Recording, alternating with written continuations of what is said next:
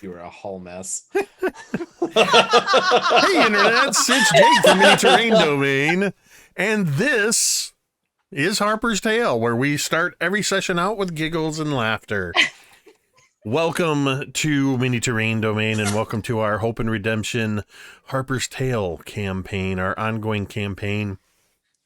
We did take a break last time, so it has been a little while since we've been here.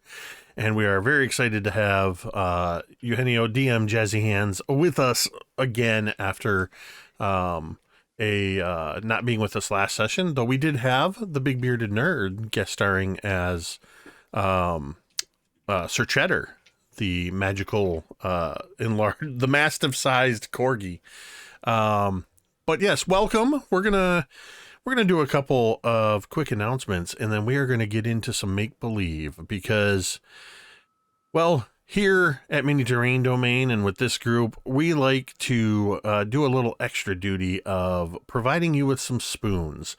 There seems to be a shortage of spoons going around lately, and so just take a look over there. Check under your seat. There should be an imaginary spoon in a package wrapped in a neat little bow for you, courtesy of MTD. We hope that we can grant you some bonus spoons through our antics tonight. Found an empty SodaStream bottle. There was a non-zero chance that I had a spoon somewhere at my desk, but I unfortunately do not. I actually took the dishes to the kitchen. So I was just thinking, I took my teacup downstairs, otherwise that gag oh, would... he's gone! Oh my god! We found it! Yes! I was gonna say, I was just about to say, they're metaphorical spoons, guys, and then you pulled out a literal spoon. I feel so much more ready You to wrong. play D&D. You know what? You know what? For that, Eugenio, take a point of inspiration. Yes! You get spoonspiration for tonight's game. Somebody clip that! You had him found a spoon! Please! So Wait. Wrong character. Sooner or later we will settle down and we'll start this game up, and then we'll get all riled up once again. Jordan has clipped that already. Oh, good. Thank you, D&D Jordan Lee.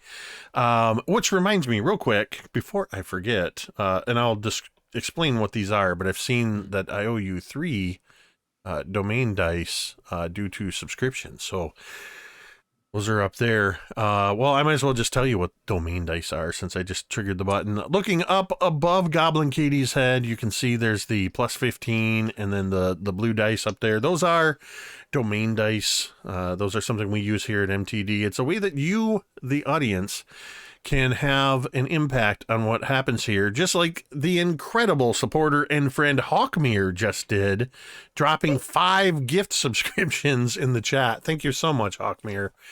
The way that those work is by a $5 tip, a 500-bit cheer, subscriptions, gift subs, resubs, raids, all of that stuff earns domain dice for the players. And what those domain dice do is it's a way that the players can alter their fate through the dice rolls. You can use a single die to reroll any dice roll. You can spend 2 domain dice to cause me, the DM, to reroll.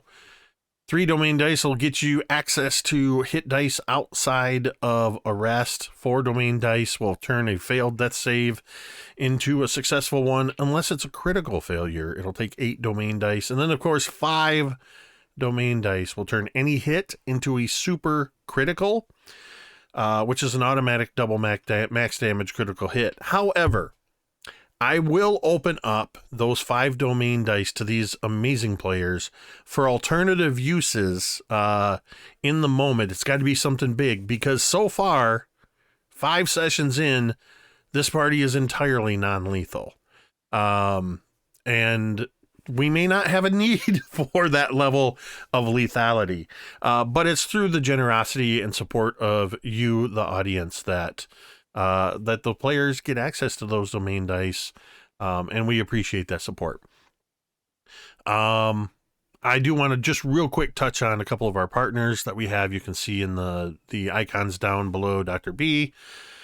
Jaspers Game Day, who we are always proud to be sponsored with. They're a wonderful organization dedicated to raising awareness, education, and ultimately the prevention of suicide through tabletop gaming. We've got a lot of great stuff coming up in the not too distant future. Jaspers actually has coming up in March. They have their Spring Spectacular. Our own V, I know, is going to be in a game along with Dan Dillon, both of the Dawnbringers as well. But there are opportunities through Jaspers Game Day where you can bid on, I believe it's an auction, where you can bid on seats to have an opportunity to play in a game with them, along with numerous other games. Head over to jaspersgameday.com to check out how that works. And then in the first week of May, we've got what will be our third annual Jaspers Game Week, a week-long gaming event taking place right here on Mini Terrain Domain. 5 days, 20 games, tons of great DMs. And because May the 4th falls in there, we are guaranteeing at least one Star Wars game on May the 4th, because we would be remiss if we didn't. So check out Jaspers Game Day. You can type in !Jasper in the chat, or you can check out the tile down below the stream on Twitch here, and that'll get you a link that you can directly donate to Jaspers if you choose to do so. Another way that you can support Jaspers, of course, is through Initiative Coffee Company's Help Action by typing !Coffee in the chat. That'll bring up a link to where you can get that coffee. That coffee is, of course, Metade roast coffee. It's a wonderful Peruvian and Brazilian medium roast coffee that myself and Big Bearded Nerd personally taste tested and selected to represent the brand. For every 12-ounce bag you purchase, $3 does go to benefit Jaspers Game Day. Now, if you like wooden dice accessories like dice vaults, rolling trays, DM screens, if you are a dice goblin like GoblinKatie, and you have literally hundreds and thousands of dice, you need some way to keep them safe, why not a dual hex vault with the word butts calligraphied on the surface, courtesy of Jim Lee. You can head over to Talon and Claw by typing !MTD Claw in the chat. That link will also pop up periodically. Talon and Claw are, of course, our sponsor. Pick out your favorite dice accessories and use code MTD Claw at checkout to get 10% off your order, and that does help to support the channel as well. And there is the possibility that I might be talking with Anthony at Talon and Claw about possibly creating special Dawnbringers dice vaults. I'm just saying. We'll see how that works out. But yes, so check out Talon and Claw. The last thing that I want to talk about before we get into the game here real quick is, we were talking about spoons at the very top, and we were joking a little bit about it, but it's because we want to normalize the discussions of mental health. That's what I try to do here with Mini Terrain Domain, and all of us here at Mini Terrain Domain. There's no reason to not be open about it. Everybody struggles at different degrees, and I personally have found that it helps when you realize that other people are going through the same things you are, and that it's okay to not be okay. I've been struggling lately, and I'm very thankful that over a year ago I reached out. I found a therapist that I've been working with for over a year, and they're incredibly helpful. They've become this island, this place of solace for me that I can go and talk through problems and work through anxiety and depression and things like that. But in order to get that kind of help for yourself, you do need to take at least the step of getting help. So what we have done is we just try to facilitate that a little bit here. Whether we're streaming or not, any time of day or night, you can come here to the Mini Terrain Domain chat and you can type !help in the chat. In doing so, you will bring up some links to the National Suicide Lifeline, both the phone number and the text number. The Canadian Suicide Prevention Services has a bilingual support line, and there is a URL that is available there that if you click on that, you will find resources for countries all around the world. So no matter where you are in the world, we've got you covered. Please, if you need somebody to talk to, if you're struggling, reach out, find the number that is closest to you, give them a call. Trained professionals are waiting to take your call and get you started on that journey of finding help. All right. With that, I think it's time to play some Dungeons and Dragons in our Harper's Tale adventure from this lovely book. If somebody wants to type !Harper, I believe is the chat command I set up. There will be a link to where you can purchase that adventure on DriveThruRPG. We've been playing through that tonight. We are playing in episode 6, Be Ye Heroes of Worth. This section of the book, this adventure was written by Ashley Warren. So we've been having a lot of fun with this, and this particular group of characters is absolutely amazing. They began their journey as interplanar travelers, showing up mysteriously in the woods outside of Grove, the hometown of one Timothy Augustus, with the intent of arriving so that Timothy could share his hometown's harvest festival. Unfortunately, they found the entire town or village of Grove was missing. They couldn't find anybody. Eventually, they found a couple of sisters that were caring for the villagers, including Timothy's own parents, who had all fell into a mysterious weeks-long slumber. Eventually, they began to piece together that the town's water supply had been poisoned. The sisters were not affected because of their magical teacup of plenty. But they were able to delve into the town's well, continuing to meet interesting characters along the way, not the least of which is their mastiff-sized corgi wild sorcerer friend known as Searchheader, who has become Rodney's inseparable companion, at least until recently. They were inseparable, and they continued on learning that a mysterious figure had been dumping some alchemical reagents into the water, causing this sickness. They traveled on to another village, Prince's Harbor, a larger town, where there was another festival going on, but people were acting very strange, and it turned out that the local druid, Gwyn, had created a concoction called joy fruit juice that was making everybody act out of the ordinary, causing massive street brawls. A young woman set fire to the family home, but this intrepid band of adventurers were able to rescue everybody and confront and subdue the nefarious Druid Gwyn.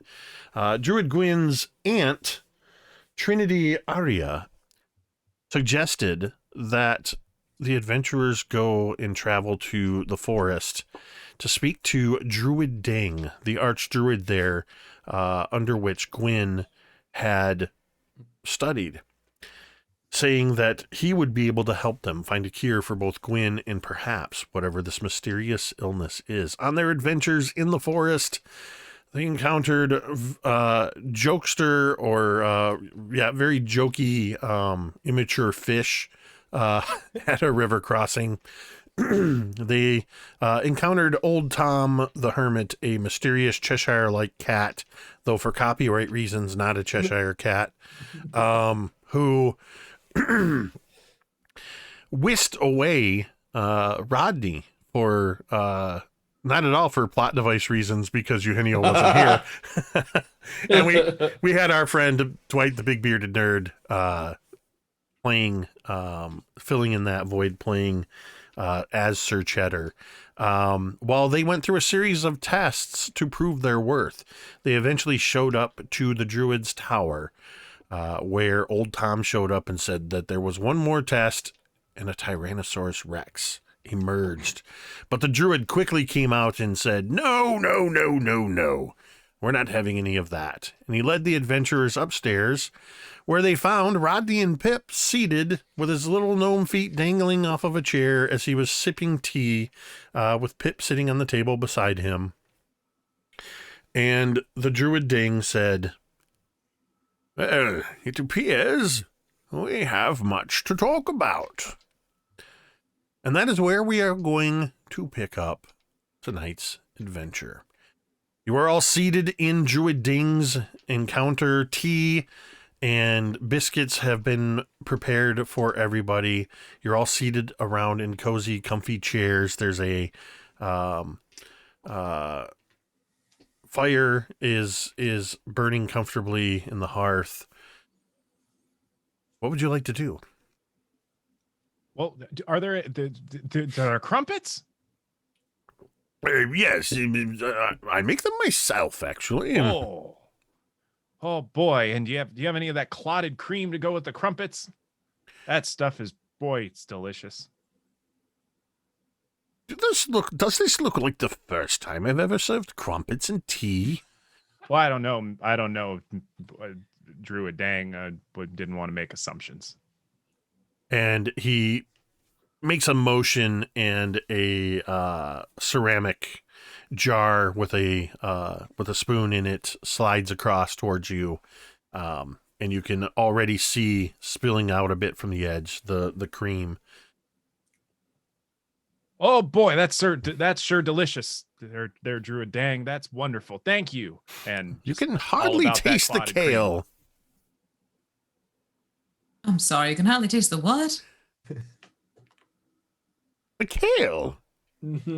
Oh, Timothy has kale already with taken a a big K. bite of this. Kale with a K. Yes. Oh, all right. It's then. important that you get your greens. Sure. I mean, meat is also important, and I could have sworn you said tail, but either way. This is unique. So you're serving us kale clotted cream, just making sure that I have this right. No, the kale is in the scones. How did you? The scones are green, my love. How did you not notice? Well, I just thought they were made a little differently. Well, We are with kale. Well, maybe it was peppermint. No, dear. That would be wintergreen or spearmint. Also, it Well, really shouldn't be anyway. that color. Tastes like soup. I mean, For what I've it's heard of worth, savory Archduke. scones before. For what it's worth, Druid, he really likes soup, so it's probably a compliment. No, it tastes like a kale chowder. Ooh, I have not tried it in chowder yet. And he makes a note. Kale chowder. I have an abundance of kale. I'm always looking for ways in which to use it. How's your kale tea? I'm joking. I haven't tried it yet, I'm man. I highly absolutely recommend joking. kale chips. Kale chips are lovely. You put a little sea salt on them, and it's just smooth sailing from there. Delightful. While Timothy's washing it down with tea. Oh. This is. Okay, darling, you're double whammying yourself. Oh golly, Mr. Druid Dang.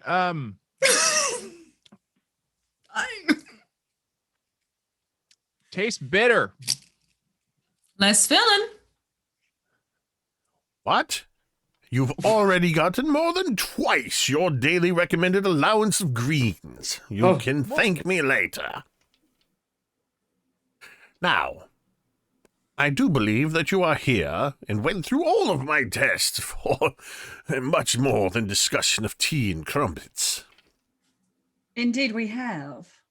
How astute of you to notice. Man, people don't just come all the way through and go through all that trouble for casual conversation. I couldn't I'm believe it afraid took you all so long. I've been here for ages. Darling, you kind of got a nice little hopscotch. We didn't. I realise that. I'm just saying. I mean, how hard could the test really be? Well, there were some fish that were. There was a kinda land mean. shark. Oh yeah, they had the land Very- shark. very- That's for sure. Fish themed, eh? You missed my new pet. Oh. No, have you The still got tentacles are him? mostly hidden. Well, thank you that you all have arrived and that I'm here and didn't have to meet your new pet yet. Well, someday. I know you're going to be waiting with bated breath. How are you doing, I'm Rodney? going to not make the joke that I just thought of about bated breath and just move on. Probably best. Yeah, I think so too. Rodney, So- you're okay though. I'm all right. Thank you for asking. Is Cheddar here with us? Yeah, Sir Cheddar Okay, great. is Where's the dog? Right. after all of those tests, I imagine Sir Cheddar has curled up comfortably near the hearth, and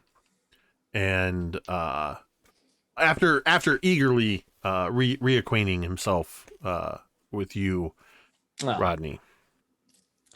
well, I'm glad you all are back, and yeah, I'm all right. It was well, yeah, I'm glad that we're all together again, eh? It is lovely to have you amongst our company once more. There was an undeniable gap, and my heart was left wandering in the cold, cold night without your stunning person here. Teddy, I love traveling with you, but I have to be honest, I'm never really sure whether you're complimenting me or being incredibly threatening and menacing. It's both. All right, well, that's good to know. Yes.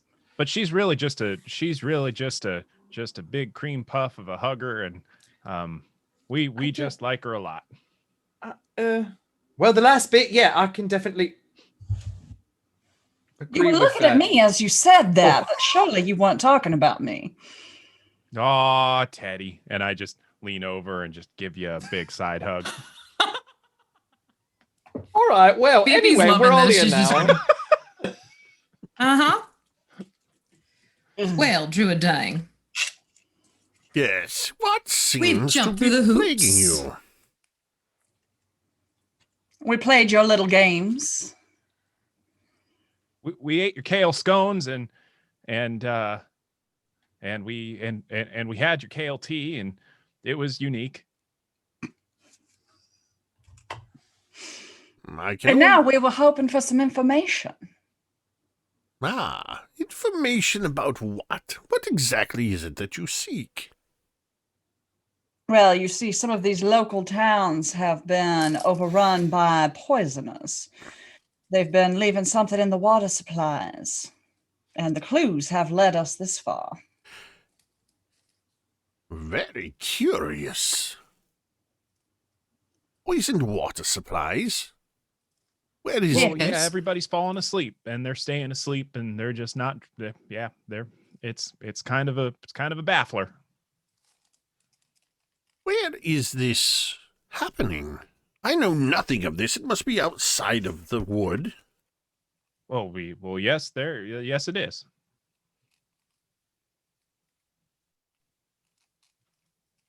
Are you going to leave me to guess, or are you going to tell me where this is happening?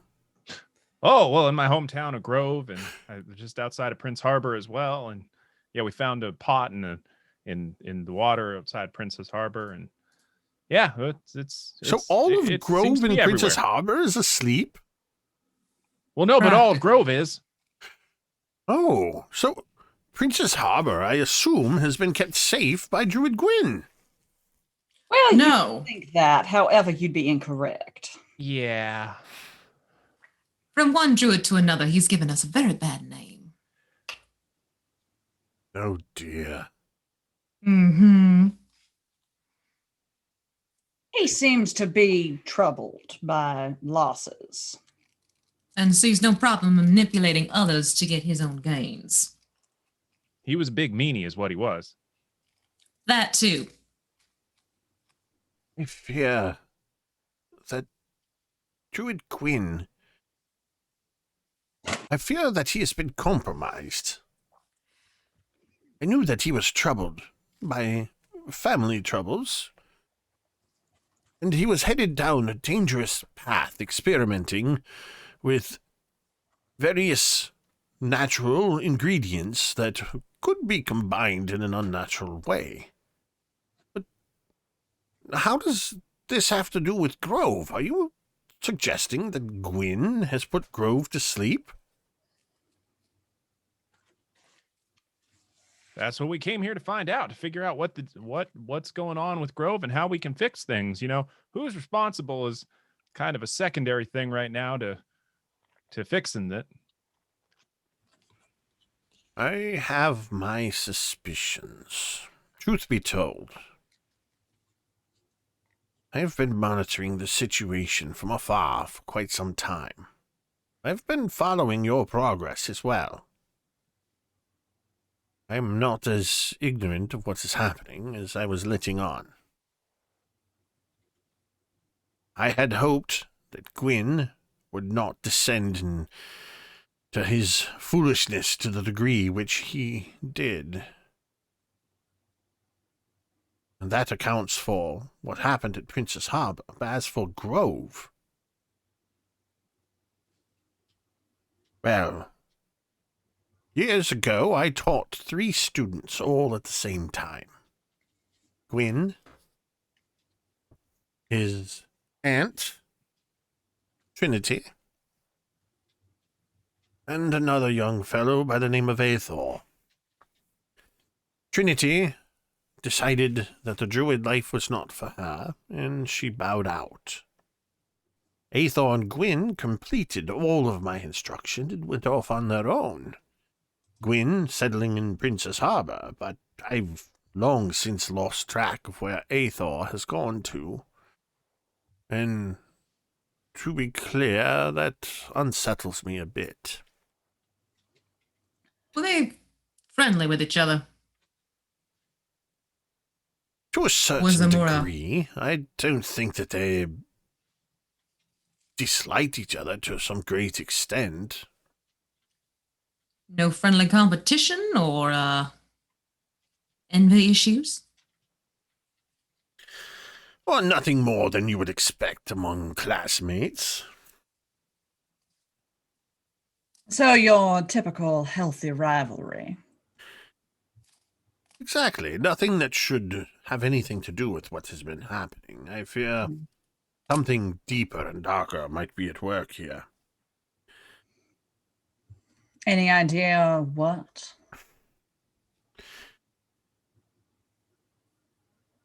Whatever it is involves the corruption of what should be otherwise benign natural elements. Of what exactly, I am uncertain. However, there is one that I think you should seek out. She will have a more intimate knowledge of what this could be and could direct you in perhaps finding what you need to see to curing your town of Grove. And perhaps such a cure could also work on whatever ails Druid Gwyn. Are any of you familiar with the forest witch Ruying Maestruin? Oh no, are we familiar? You can go. You can go ahead and roll a history check. I think it's safe to say that we aren't. It's more about his tenant. Yeah, it would be something that Timothy has heard of. Yeah. How about a dirty 20? Oh. Ooh.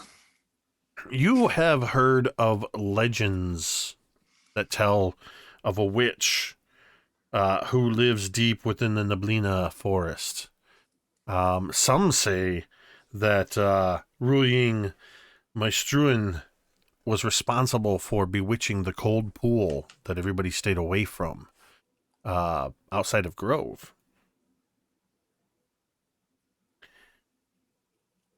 Well, Mr. Druid Dang, I've heard of her. I mean, we've heard legends, of course, they get around the town of Grove, but we always kind of thought she was a legend and sort of one of those things that parents said to keep their kids from running off and misbehaving. I didn't realize she was a real person, a real witch. That's funny because that's me back in Carrion Creek. Me and Julie Junction. So, hey.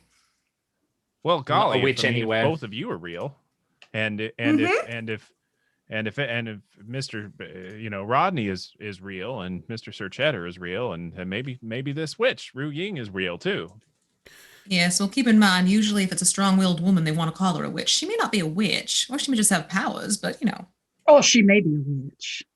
Oh, which could be I can fun. assure you she's quite bewitching, and is a witch, by practice, but not in the way of the connotations that are usually associated with witches.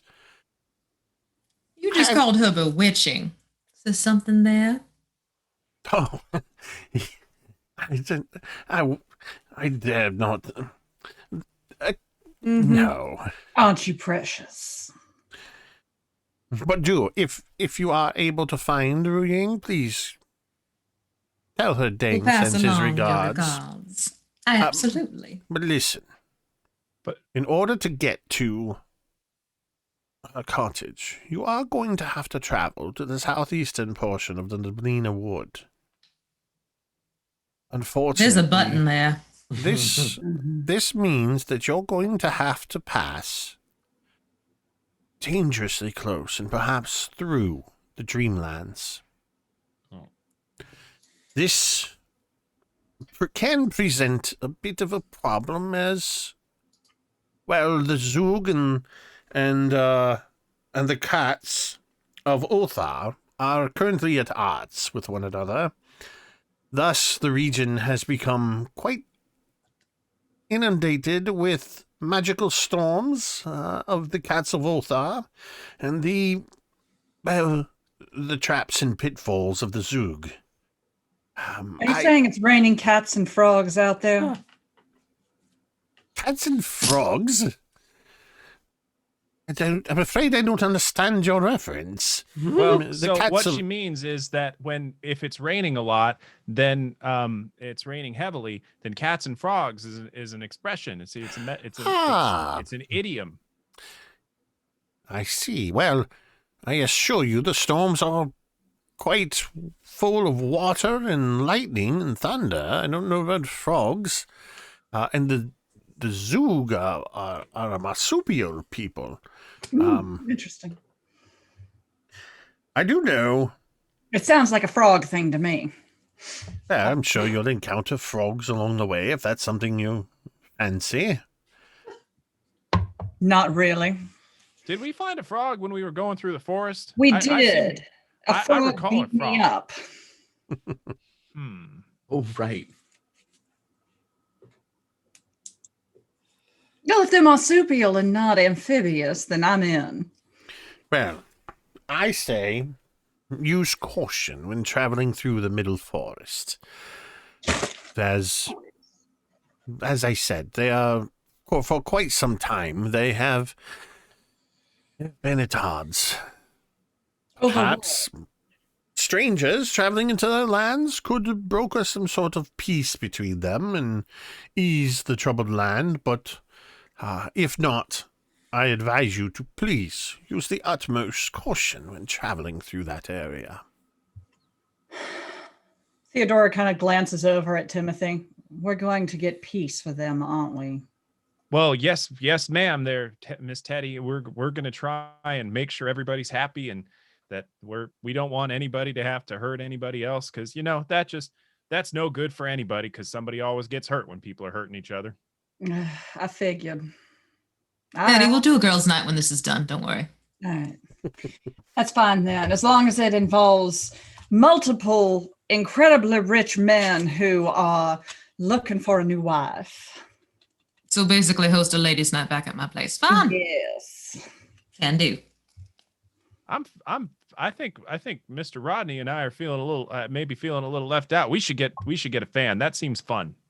You should. They are fun. I would definitely have an like a fan. I would also just like to say that I know it's only been a few days, but it feels like weeks and weeks, and I really missed you all. Oh, darling, all the time. Rodney, Feeling is very much mutual. it's definitely not the same without your presence in my days. And Pips. And Of course, and Pip. Reach Oh, down and give Rodney a big old side hug. tell anyone I said this, I will deny it and I topples. will come and find you. But I appreciate all of your presences. Oh. Didn't hear a thing. Oh, give Teddy a big hug. Oh, no, not again. Oh. We should What go, did I you think. expect? Yes, we better go before this, Mm-hmm. Oh boy, that kale certainly makes me feel huggy.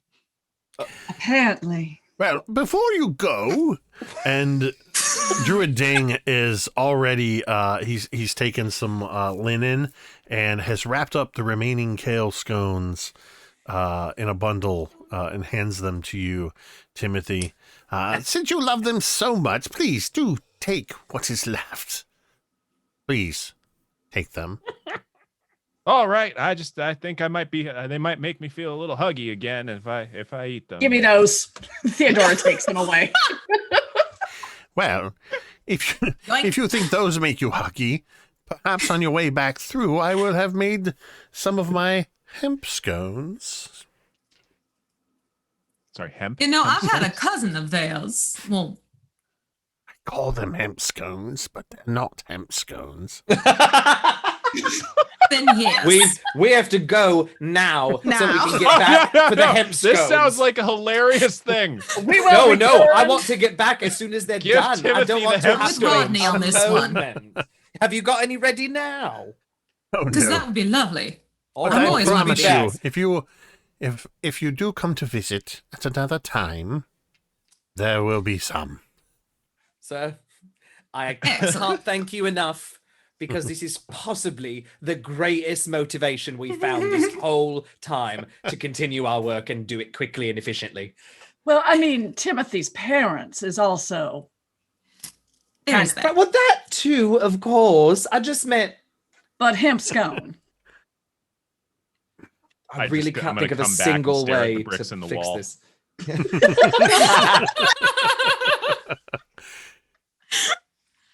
So Anyway, we are going to transition to a new scene much later, as you have been making your way through the forest in the direction following the ways that you were told to go, heading towards this section of the forest. It's a few hours later. You can't help but notice that the deeper you get into the wood and the further you travel, the thicker the canopy becomes and the darker it becomes. I believe, I don't remember, Theodora, do you have dark vision? I have a crown. You have a crown of light. I do not have dark vision. No, I've got a crown of light, but I do not have dark vision. I'm very pleased you have a crown. That does not answer my Phoebe question. Phoebe does produce flame. She just knows now, Theodora. Oh, 1 minute. And she Eyes. kind of snaps her finger and has produced flame going. Teddy says eyes, and Ugh. crown ignites in green light. Yes, there's the... Crown. Yes. I take my shield out and just cast light. What? You so have sorry. something wrong with the That flames? crown sent me. I'll need a minute. Need to regroup. Yeah, somebody needs to Do you- clip that. Do you have dark, Dark vision? vision? I have a I have crown. a crown. What? Did you have any of the hemp scones? Priorities. Right. Well, Well, I thought these were Me Kale or her? ooh. Oh, I'm Now going it's with fine. Katie. Yeah. Do you have? I have a crown. Oh, thank you, If you- Jordan. If you have no. too many hemp scones, does that mean you get stoned? Oh. See, I had to counteract it. I had to bring you guys back down with a bad joke. Oh, I hurt you in a school appropriate way. Oh yes. Anyway, so the darkness of the forest is not a problem because Teddy has a crown. Teddy has a crown. But you definitely need you definitely need light as it is getting much darker in here. Maverick 2 says everybody takes 1d4 psychic damage from that joke.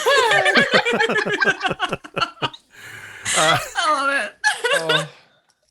So you are traveling through this section of the forest, and before long, you start to notice whenever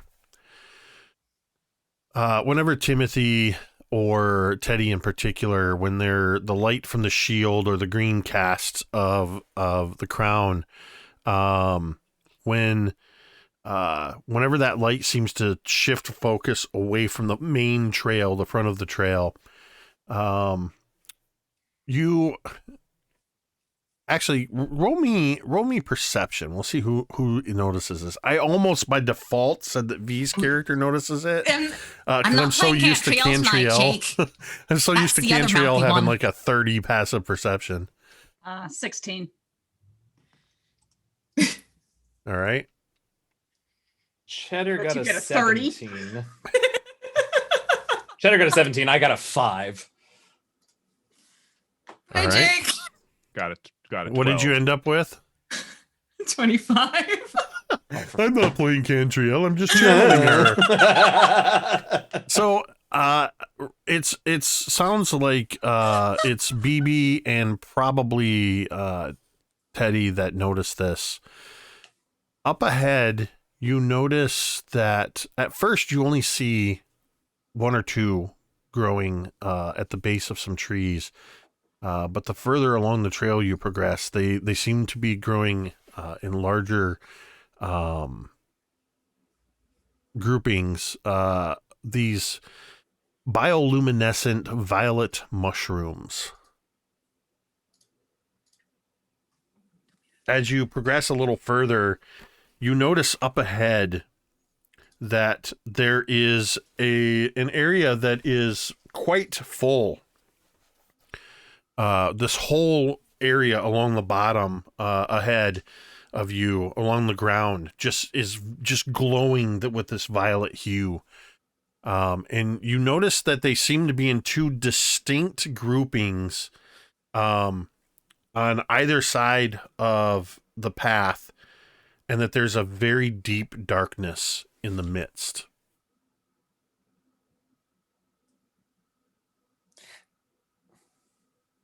When you say deep darkness, presumably one that we cannot see through.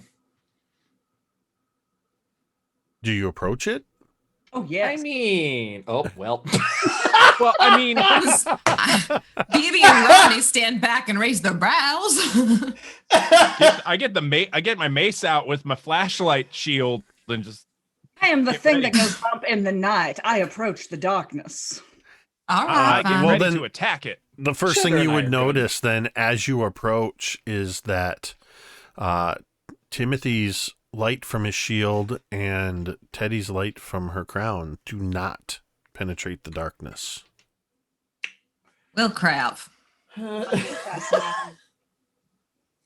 Can I shoot something into the darkness? Oh, God. If you have a magic missile, you could. You certainly can attack the darkness. Yes. Oh, lovely. Yeah, she's gonna throw her flame into the darkness just to see what happens because she's got produce flame up. Okay, so you just throw this ball of this little like Yeah, we'll see what hand-sized happens. ball of fire into I the have darkness. suspicions. Yeah, she kind of does it with a raised brow. You can tell she's sort of suspicious and thinking. So So that's an yuck. Do you need me to do a roll for that? or- no. You throw it into this sorry. I saw it too. Michaela got me with Michaela's killing Thank me. you. You got me with the Michaela. Cheetos comment. I tried to glance away and I didn't glance away too quickly. Some brand. any Definitely. girls That there? was perfect. That was perfect.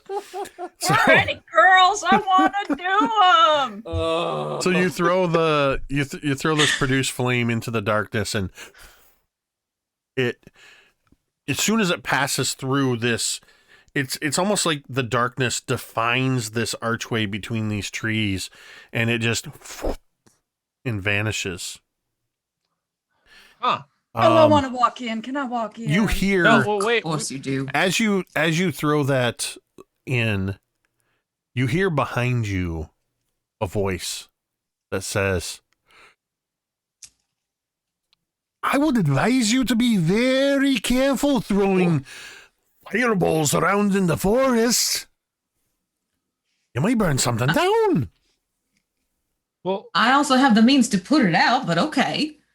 hey, Mr. Sir Cheddar. That's not Sir Cheddar. Oh. He's right here. I Cheddar. don't think that was him. Did Sir you Cheddar. mention Sir it Cheddar's was like, what? That wasn't me. And you all turn around, and I don't know how well I can show this. I can't get it close to the screen because of the focal point. I'll have to share a picture somewhere.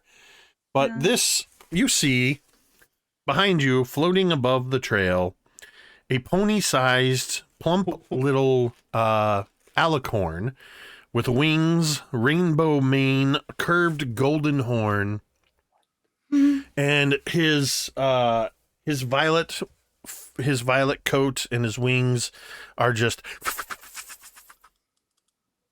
as he sort of bobs up and down above the trail. Seriously, has no one told you the dangers of open flame in the forest, just hurling it in through dark archways? Well, we're a little distracted, I think, by the fact that you're all shiny.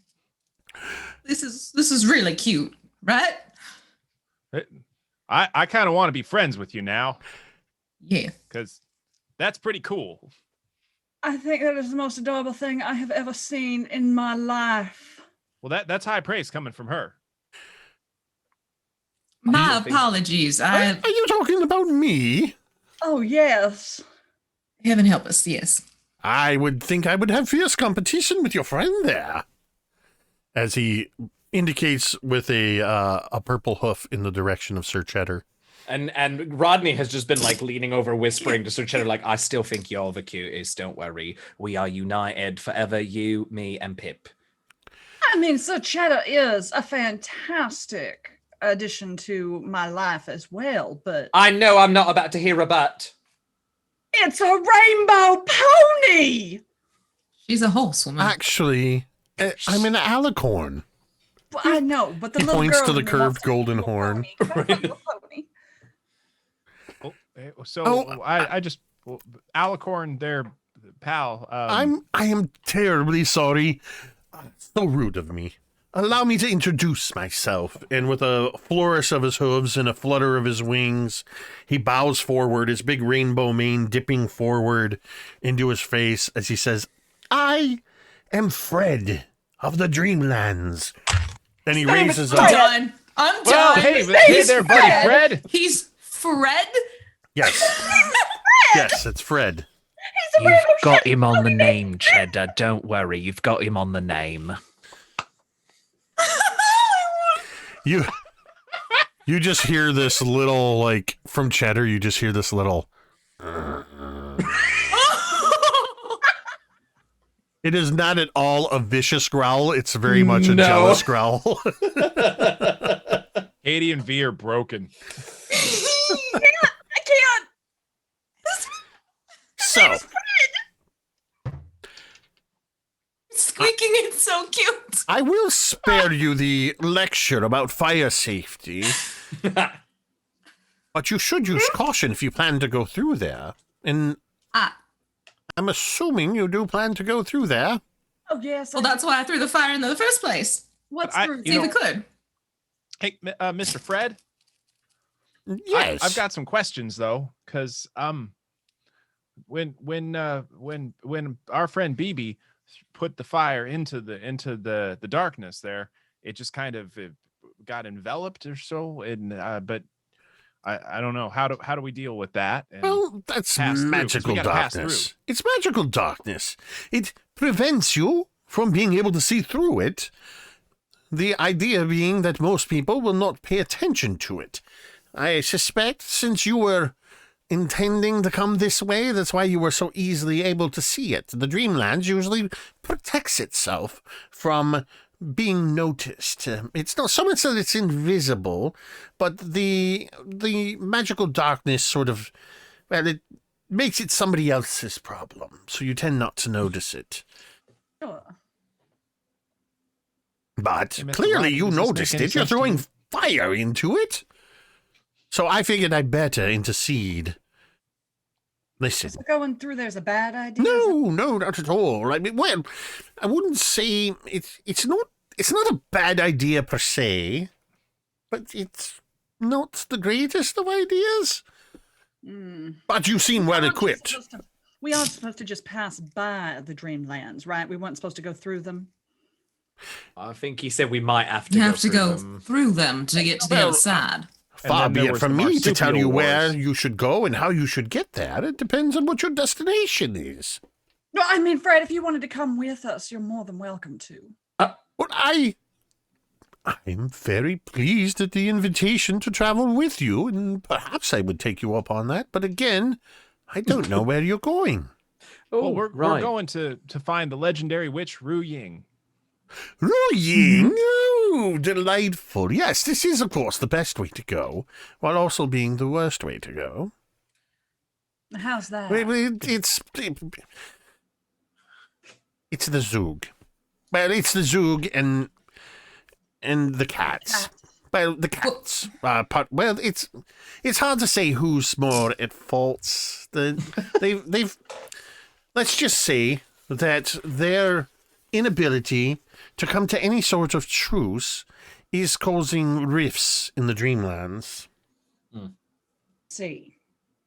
The cats of Ulthar, they like to protect themselves with magical storms, and the Zoog, they protect themselves from the cats of Ulthar by putting traps everywhere, so you pretty much have to watch your step wherever you go, while also paying close attention to the weather, lest you be struck in a sudden downpour or, well, struck by lightning.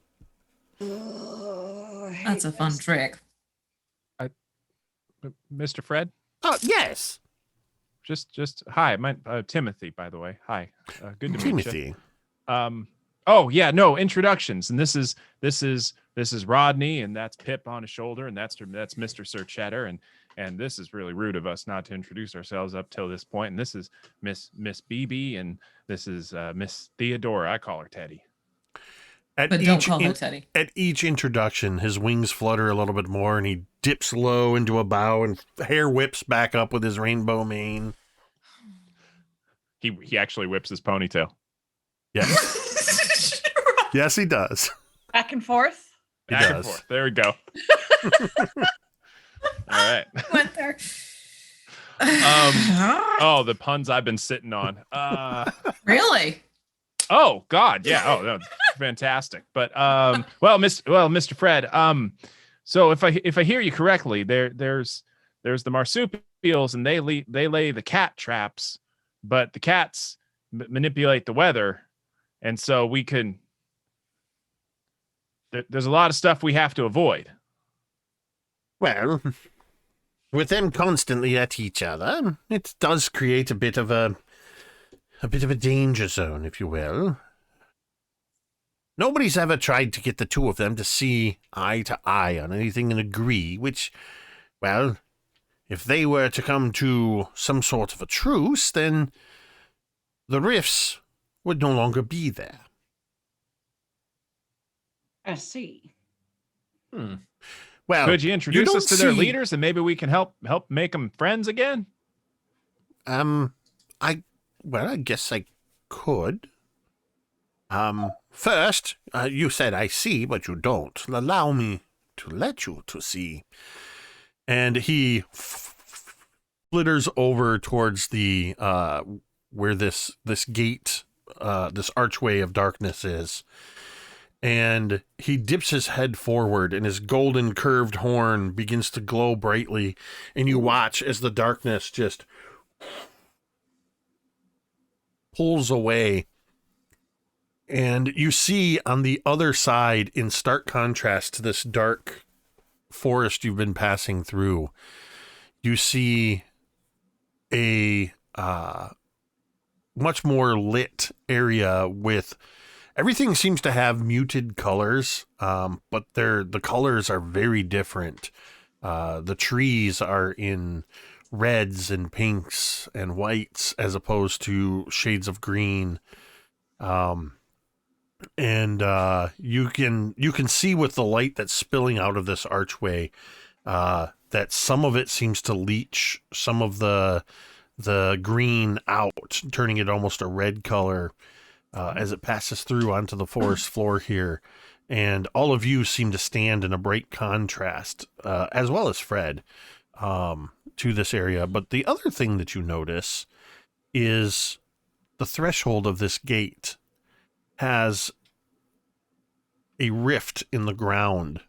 It looks as though the ground has been torn asunder, and there's about a 20-foot gap there. And you can actively see and hear as dirt and rocks are falling in, and it seems to grow by centimeters with every passing moment. See, if you had chosen to just walk straight in, you might well have fallen down into this pit. That is one of the rifts caused by the fractured divide between the Zug and the Cats of Lothar. How fortuitous you were here. Yes, we'll call it that. Fortuitous. So, I suppose we are in a better position to enter now that we can actually see.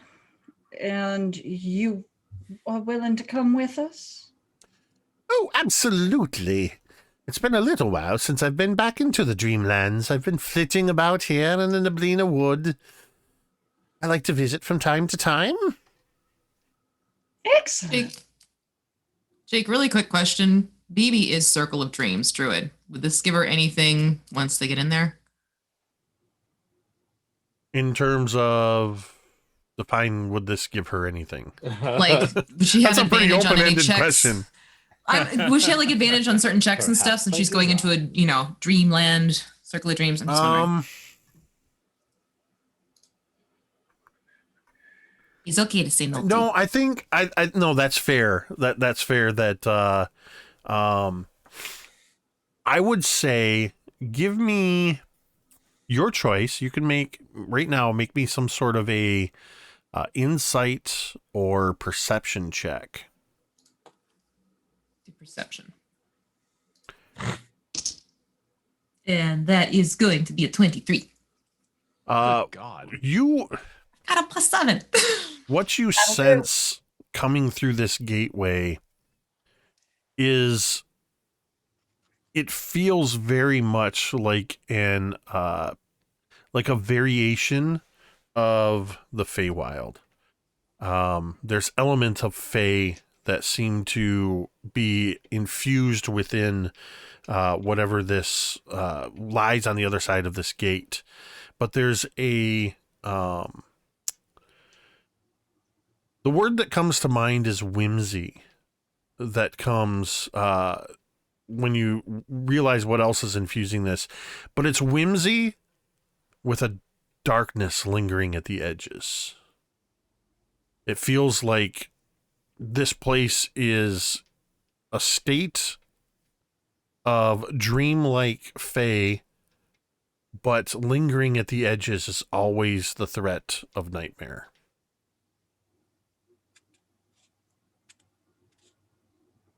I'm sure it's fine. Hate it here. Just, proceed with caution. All right. Things aren't always what they appear to be. They never Question. are. Jake. Yeah. Given Timothy's training as a developmental psychomancer, Is there any sort of advantages his coursework in dream interpretation would give? I can't think of a better way to start a question.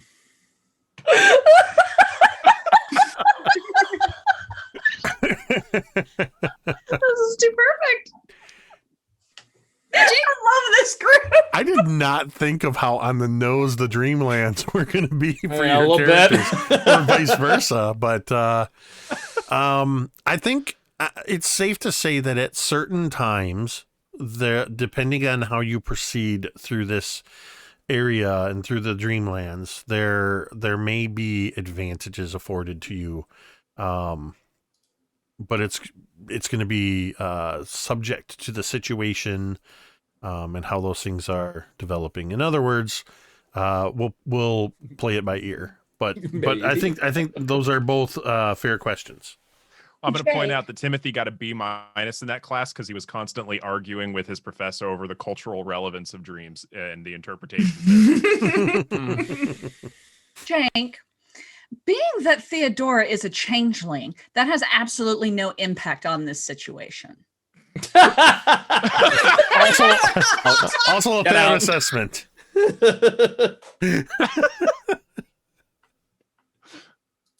Unseen. I just imagine for a moment, for a meta moment, if you will, Fred just turns and looks at Rodney to see if he has any dream questions. What does it So mean? if when I you like fall and you never sleep? remember I got nothing. All right. Well, it seems that the first question before you is, how are you going to get over this rift? How big is it? How wide is it, I should say? It's about 20 feet across. Well, I'm I just mean- going to summon my steed. You can summon a Okay. flying steed. How long I didn't think I was away from you for that long. He doesn't have you to missed it. fly. Oh. What, he can jump it? If he can run as fast as he can. Well then. Do you think he's just gonna run across the gap? Because it's He 20 can feet. run 3 times as fast as a person. He can jump a 20-foot gap. Okay. Well, where she said, "Is he going to jump?" and you said no, and I thought, well, what's he going to do? Run across? Yeah. Oh, yeah, Timothy. Yes, Timothy. Yes. Well, given the fact that dreams are often largely symbolic, I wonder if this rift that we see in front of us is symbolic of the war that's going on between the marsupials and the cats, and that it's really kind of illusory, this rift, as we call it. And I bet that if I were to take one of these nifty Kale Scones and throw it over into the rift, knowing that it's symbolic, the scones aren't going to fall in and we're going to be fine. Watch, I'll do it right now. And what did you get in that class? I take a scone and I throw it at the rift, believing that all is well and the rift is symbolic. You throw the scone. It arcs across through the archway and heads right in towards the rift, and at ground level stops in the middle of the rift. Oh my god, that worked! That was a no lose situation because it Hold was on. either Oh my going to God. work or be hilarious. I would like everybody but Timothy to make a perception check. Okay, Oh that's no! fair. Does it involve smell? It could. Okay, great. That's still not good.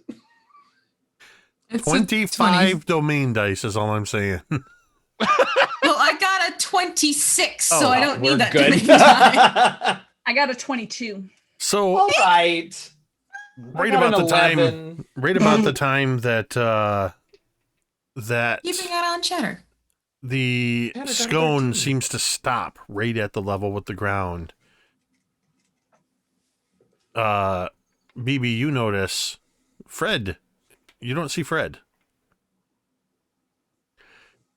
And Timothy, as you're looking at your scone and perhaps even taking a step towards it, quite certain that this is an illusory rift, Oh no. Fred appears partially in the rift, holding the scone where he has just caught it, and looks over at you. Why on the earth would you throw away such a perfectly good scone? I smell kale in these. Well, So much for that one. I'm going to assume, since you were going to throw it into this rift, that you no longer want it. And he gobbles it down. Precious thing ever to grace any planet. I'm just saying. Oh, and by the way, I can assure you, as he splits down so that he's below the level of the ground and then flies back up, it is quite a real rift, and it looks to be about 100 feet deep here.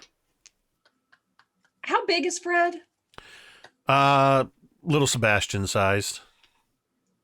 That does not give me any reference. Sorry.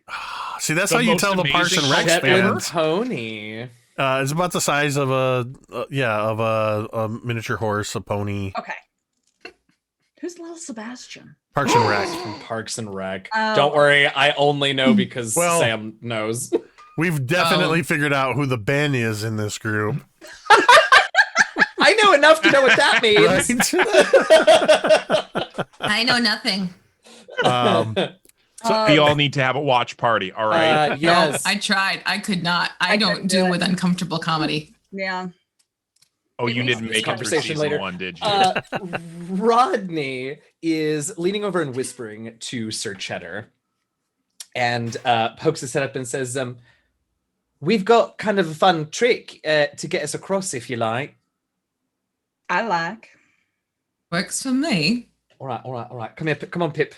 All right, ready, Sir Cheddar. Ready? Do we need to step back and give you room? Probably not. So yes. Phoebe takes a step back. Yeah. As he says, probably she's like, yoink. Are there any pebbles around? Oh, there's plenty of pebbles around. Oh, Well, no. I'm actually only half paying attention to this. I'm That's off acceptable. just kind of throwing pebbles into the rift to test out my theory about its symbolism. Theodora moved in unison with BB. So I've lost a spell off my list, but it's fine. So Rodney grabs Pip and begins to cast at the same time as Cheddar does. And they both cast spells. So Cheddar begins to enlarge like he did in our last fight that I was there with you for, and becomes a large size corgi, who is now hovering a few inches off the ground. Cheddar has cast enlarge on himself, and I cast fly on Cheddar. So, of course, I'm going to need a d20 roll from both you and Cheddar. Yes, I will do it in the beyond. We're going to Oh my ride a God. flying corgi. We're gonna ride a is flying for corgi. me. Oh my God, I love this game.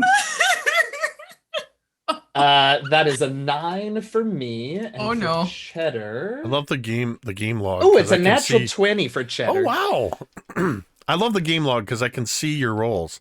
Yep. Yeah, I like that they've added it. Okay. So no wild surges. So you now have a very large flying corgi. Now, I think he's probably only big enough to bring one of us at a time, but well, he's being a good sport and said he'll take us all. Right, it would be my pleasure. And Oh, pleasure's, I think, all ours. Because this is just. She's looking between Fred and Cheddar, and she's just like, I sweetness just overload. I just picture this is as Sir Cheddar in his enlarged and flying form is ferrying you each individually across the rift. His little corgi butt and tail are basically going almost like his tail is propelling him forward and backward. Oh my I god. was picturing like the doggy paddling when you hold them above water.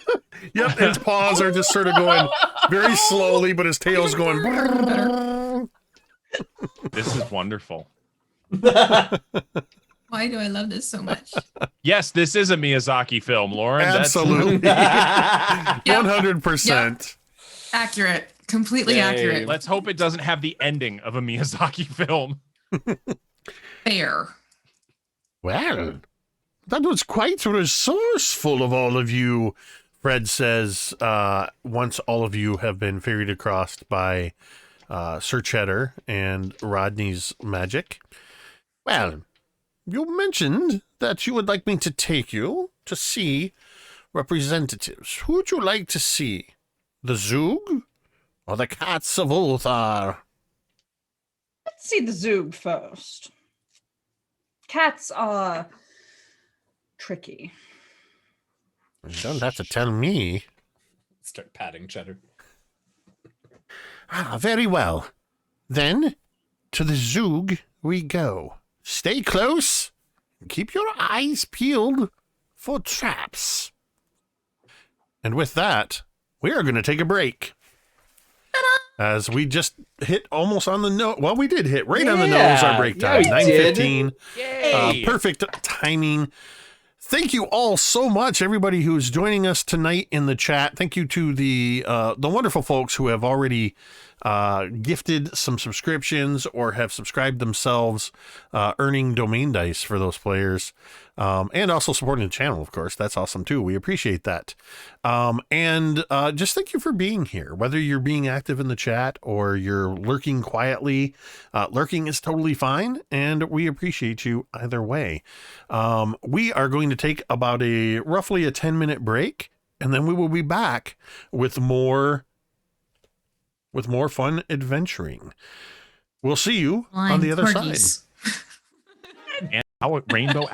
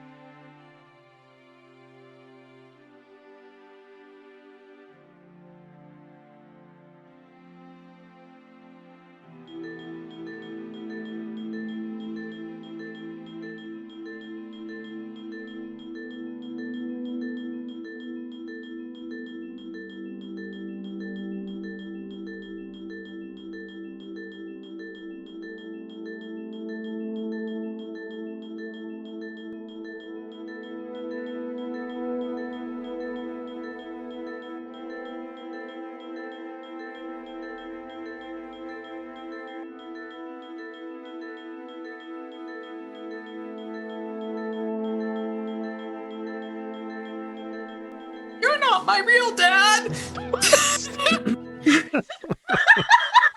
No context whatsoever.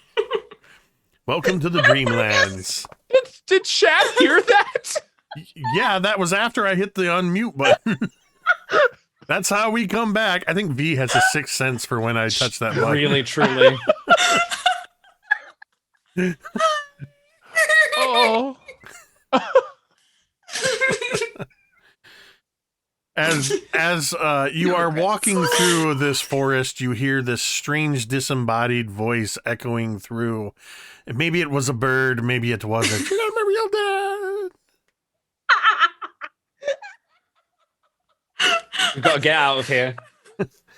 You're right, I'm not. As you are traveling, you notice that the forest still resembles a forest. The trees are still looming and the mist still swirls between them. But the change from the other side from the wood you came to here in the Dreamlands is palpable. The color and the atmosphere of this area is different. The pine needles of these trees, you notice, are not green, but they are an inky blue. The mist that you have seen so readily through the forests, rather than being a white color, is a smoky gray color. You do see many clusters of these bioluminescent purple mushrooms growing around this area, and everywhere that you see light, including your own sources of light, they shine so much brighter and more vibrantly than they did in the Neblina forest. This place creeps me out. Fred is actually quite bright and stands out here. While he doesn't necessarily shed light except a golden aura from his curved alicorn horn, his bright purple wings and coat, as well as his rainbow colored mane and the tip of his tail, practically are their own light sources for how vibrant they are. Fred cautions you as you travel further and further along the path. You must keep your eyes peeled. The Zoog are masters. Perhaps. I would like you all to begin making perception checks. Start with your first perception check. Oh, I like this D20. Yay. I'm going back to using my real one. Yeah, I have not rolled above a 10 on a perception check, I don't think. I don't think I rolled lower than a 17. Go ahead and roll for Sir Cheddar as well. Yeah, Sir Cheddar crit, so Oh, 22 I yeah, think is look at his him. total. I got a 26 again. If I start shining my light from the shield again and just using that as a big old spotlight, is that What did you end that up changing? with, BB? I got a 26. Okay. And Teddy, you got what? 15. And Timothy? I got a 14. Rodney, it's hard for you to really see the ground over Cheddar's head as it's bobbing up and down, but Cheddar has got his eyes peeled. And BB, you're the first to notice as you are moving along this forest. You see a section, you see these patches of moss and leaves and deadfall and things here and there. But you notice suddenly that there's a patch of moss that there's no animal footprints around it. There's no other footprints around it. It seems to as if things are deliberately avoiding this particular patch of moss. Teddy, you also notice a similar thing in a nearby area. Rodney, you're not seeing anything, but Cheddar keeps going, right, there's one. Step aside of that. Oh, there's a little hop as he hops over one. See, that's another one. And I just got this view. As you did that, I just got this view of Sir Cheddar hopping, and we see Rodney and Pip sort of, and then Yes. Yes. we're going back. Absolutely. Yes. Going back to that Miyazaki. Yes, exactly. And so you're all sort of noticing these pitfalls. About the same time, Sir Cheddar seems to sort of hop over a couple first. As you're all sort of realizing, this area you're coming to seems to be riddled with some areas of traps. You hear a involuntary whoop or similar sound from Timothy, as Timothy did not notice the patch of moss that he steps on. I would like you to make a dexterity saving throw, Timothy. Oh, that's not good. And your dreaming ability will not, or dream analysis will not help you here. Oh! Did you crit? What's up, crit? Yeah! I'm sticking with the D&D Beyond dice now. Well, all right. Okay. So you tell us, Timothy, what does it look like when you start to fall into this pit trap and you expertly avoid falling down into this trap? I wouldn't say I expertly avoided it. It's really more of a, well, as I fell down into it, as I started it, how wide is it? It's a roughly a 10 foot by 10 foot pit. Oh yeah, that doesn't quite. See, what really happened was as soon as I felt one foot slip out, I put the other one back, and I did fall, but I fell backwards so that my feet were just hanging over the edge of this thing, and I'm staring up into the canopy at this point. Only Timothy Augustus would crit on a I dex save fell and still into fall. safety. Yeah. Mm-hmm. Timothy, what are you doing? Well, I was just looking for traps, and apparently I found one with. I was shining my light from the shield around, and I didn't notice as I was looking. I didn't notice this patch of mud, but I'm glad I didn't notice this patch of mud because there's a pit right there. Huh. So there is. Why don't you hop up and continue on with the rest of us? Okie dokie. Well, Timothy, you made quite a racket as you fell, and your shield slamming down into the ground, and as well as the sound of your armor and everything. As you head over there to help Timothy up to his feet, you all hear Oh, Oh, dear. I know that sound. I know that sound. What did I say, Meow. Ricky? from down in the pit. Oh, Mr. BB's Whiffles. gonna look. BB's gonna look. I'm looking she too. hears if she hears meowing because BB loves her cats. You look down into the pit. It's about 20 feet deep. And in the bottom of this pit, you see about a 2.5 foot tall, what looks like a bipedal kitten with a very large kitten head. It has a smoky gray fur, and it has just these big kitten eyes looking up at you. One is this sort of hazel color. The other is a blue color. And it looks up at you. Oh, please. Yes. Oh my god, it's the kitten version of Scylla. Duh. Well, hey there, bichromatic-eyed kitten buddy. I think I don't not trust Sir Cheddar, but I feel like we're gonna just stay there. It's fine. BB's like, disregard to her little evening dress. She is on the ground. She's pulling the rope out of her satchel and oh, goodness gracious. ready to, uncoil the rope into the pit. Well, hey there, Miss BB. What? Well, you're getting your dress all dirty, and it's a really don't nice care. dress. And There is a kitten child down there. Well, I could, if you stand up, I can try and help out with the rope, and you don't have to get your dress all dirty.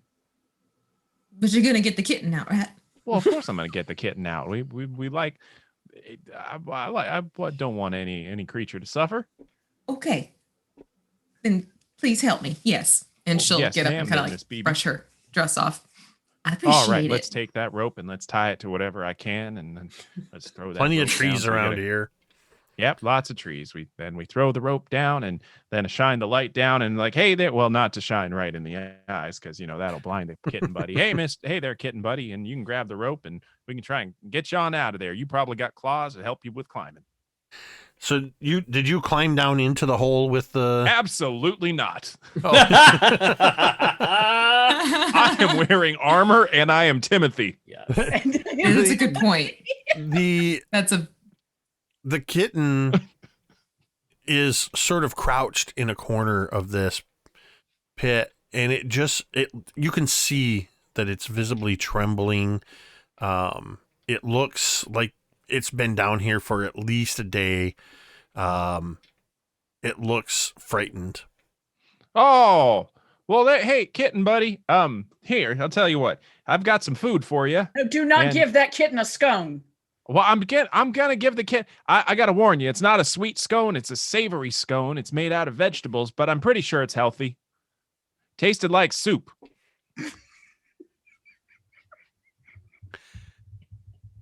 I dropped the kale scone down. Phoebe's gonna kneel at the edge and speak to the child. Sweetheart, what is your name? First off, you see as you're leaning over the kitten sort of leaning forward, sniffing at the scone, and you see it do that sort of, it kind of leans in and then it goes, pulls back, and then it raises its paw and just does this and bats at it for a second. I don't blame you at all. And holds it up. If you climb up using that rope, there's a piece of jerky here for you. If you're not going to eat the scone there, Mr. Sir Kitten, or could you bring it up with you? Because we don't want food to go to waste. The kitten just looks up at all of you. Oh, for God's sake. Theodora's going to climb down the rope. All right. So you climb down the rope. Yes. The kitten is pressed back into this corner. Very frightened. Seems to just be cowering. Its ears are flat down against its head. Aw. Do you want help, little one? Go ahead and give me an animal handling check. Okay. It's a 10. Average, That right? is exactly what you needed. Oh, yeah! As the kitten sort of seems calmed a bit by your voice and hesitantly comes forward, you can see that it looks quite frightened, quite hungry, but it kind of steps forward. It takes 2 steps forward. Its ears sort of raise up a little bit, and then it just goes, and it holds its paws out to you like this. Oh my goodness gracious. And she's going to reach down and she's going to hand it the jerky and then pick it up and just snuggle it to her.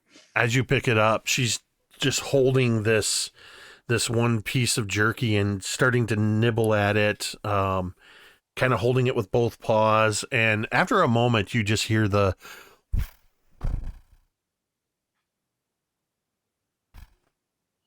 Teddy's trying really hard not to look like she's absolutely melting and failing. Timothy knows you well enough. It's okay there, It's okay there, Teddy. You can enjoy things. If you tell anyone about this, I will murder you in your sleep. Well, this is like the 50th time you've said that?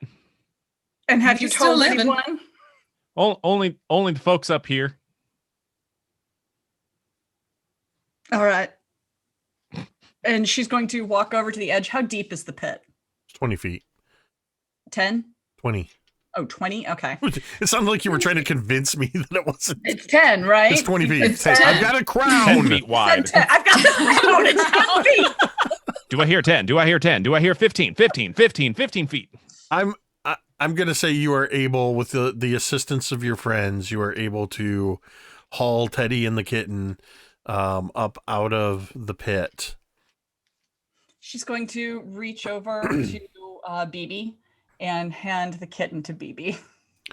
BB like scoops and cradles right away and just like the shh and kind of like, rocking. And Yeah, she's roughly the size of a toddler, if a toddler was furry and had a large kitten head. Oh my God. I mean, that's a Halloween costume for my kids at that age, so sure. Did you get the scone? The scone's sitting down in the dirt at the bottom of the pit. Theodora just looks down at it and looks back at you. The ants will eat it. It's not wasted. Well, all right then. And if somebody else falls in there, at least they won't starve to death. This is true. That's a good point. And Teddy will recover the trap. Well, what have we here? God, BB I hope hugs that's the not the kiddo kitten. closer. Shining the shield light around. The purring stops immediately at the sound of the voice. As you whip your shield light around, you see, standing about 30 feet away, is what looks sort of like a bipedal possum with 6 eyes, 3 on either side. He holds a gnarled wooden staff in his hand, and he looks at all of you and says, Very nice of you to recover our pit. Well, What is it you found in our pit? a child. One of the cats of Ultar. Wandering too close to Zug territory. Well, as you can see, it's a child, so it's not like it could have done any harm. You'd be surprised at the amount of damage a kitten can do. Oh, no, I assure you, I am the headmistress of a school. I understand exactly how much damage the youth can do. She's not a fan of the youth, even. Well, at least not publicly. The youth. he takes a step forward, about 5 feet closer. Seems to be peering over at BB. Is the child unharmed? Yes. And it's going to stay that way. Frightened, no doubt. Very much. Good. Oh, wait a minute. Hold on. That seems awfully mean there. The fear well- is supposed to keep them away from us. And you would be... He'd be a bit My mean. name is Vox Q Valeria. I am Grovekeeper, leader of the tribe of Zug, here in the Dreamlands. Well, what a convenient moment. Mr. Valeria, I am Mrs. Theodora Cain. You can call me Mrs. Cain. It is a pleasure to make your acquaintance. We were actually seeking just the person you happen to be out. You come Yeah. here seeking me? Yes. I don't know who you are, and you certainly did not know who I was before now.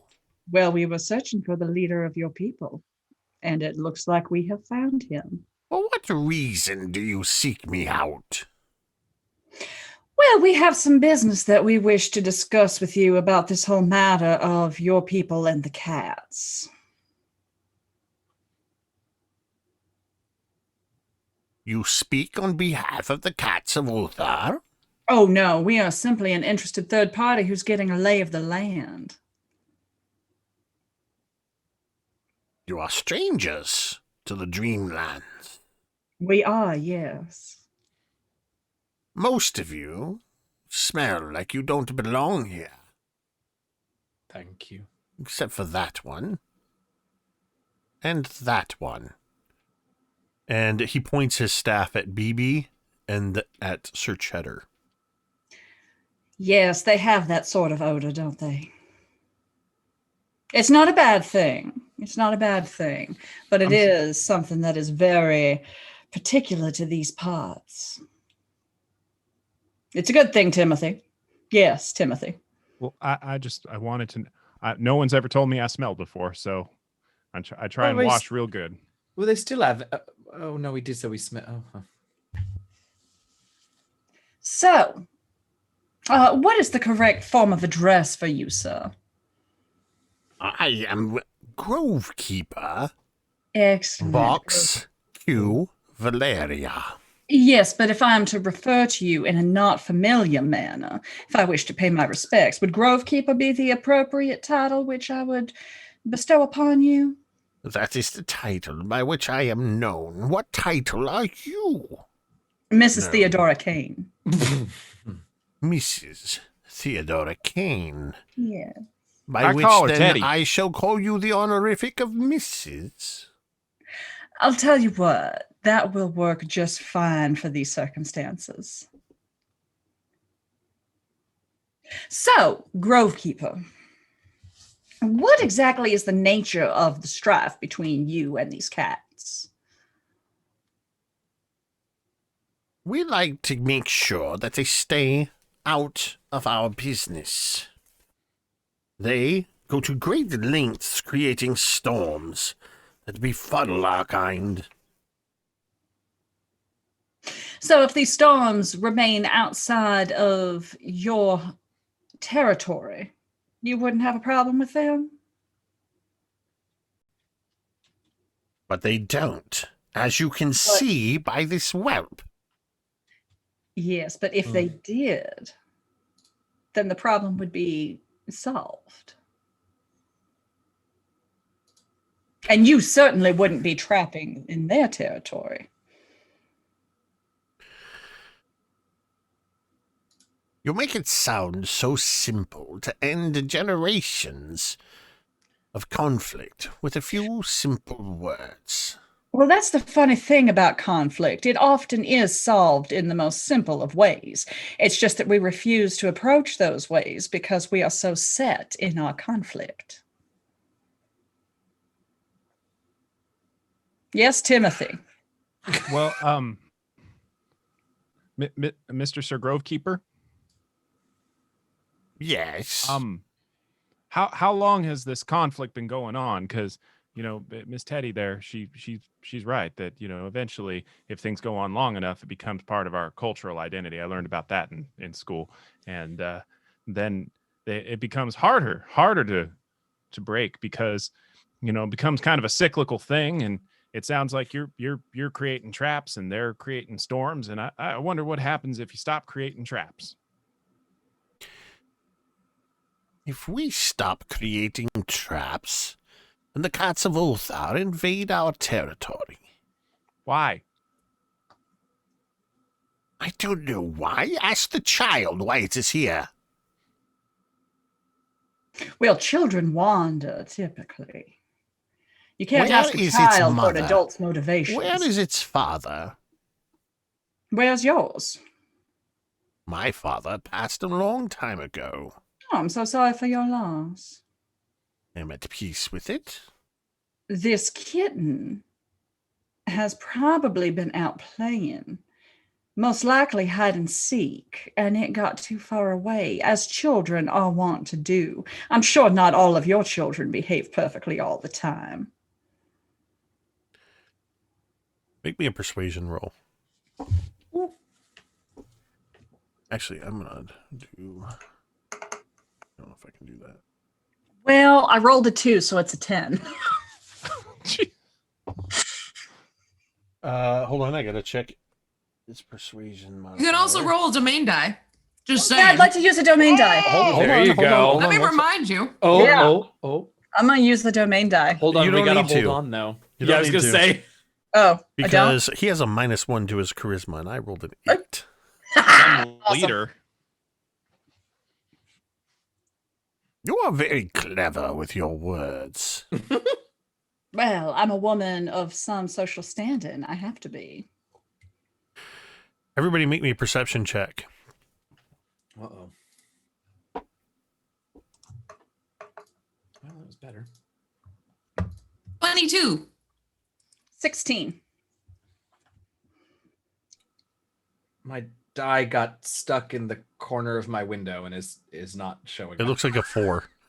Oh, there it is. Okay, 4. Great. So that was for Cheddar. So And- Cheddar got a 6 and I got a 16. And what'd you get, Timothy? 12. So once again, it's Teddy and BB that the first sense that something is changing.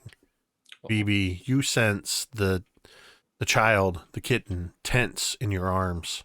And it sort of whips its head around a little bit, like it's looking for something.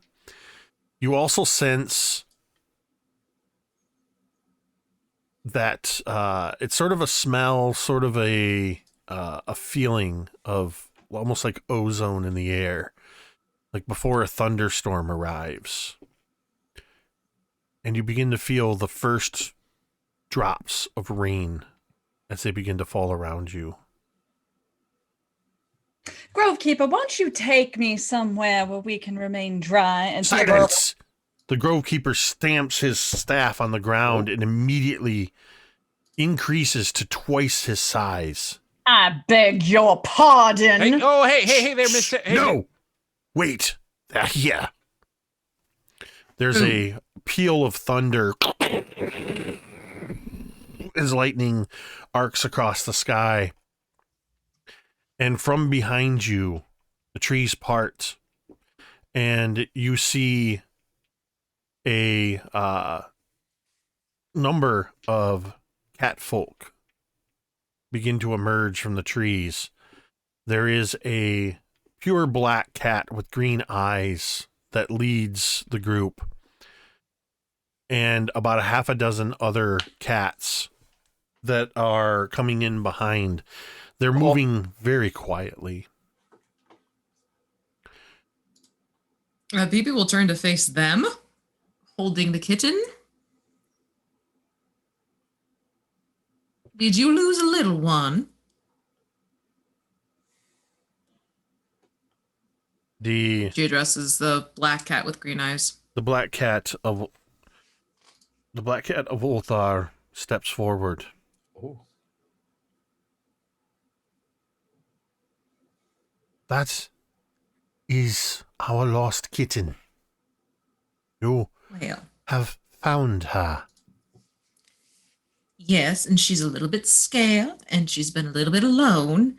And I'm going to respectfully ask you if you could please stop what you have going on above for a little bit, please.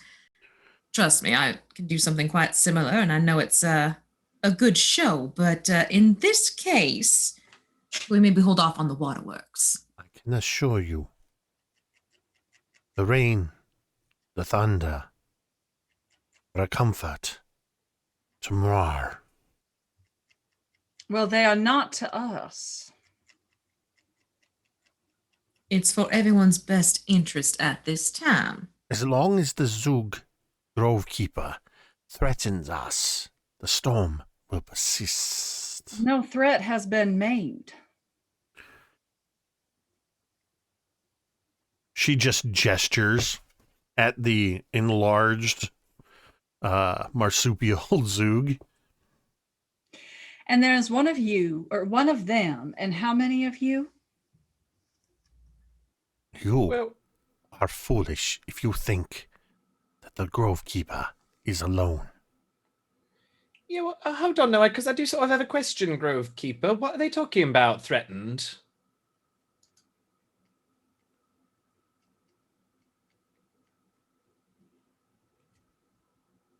He's not answering you.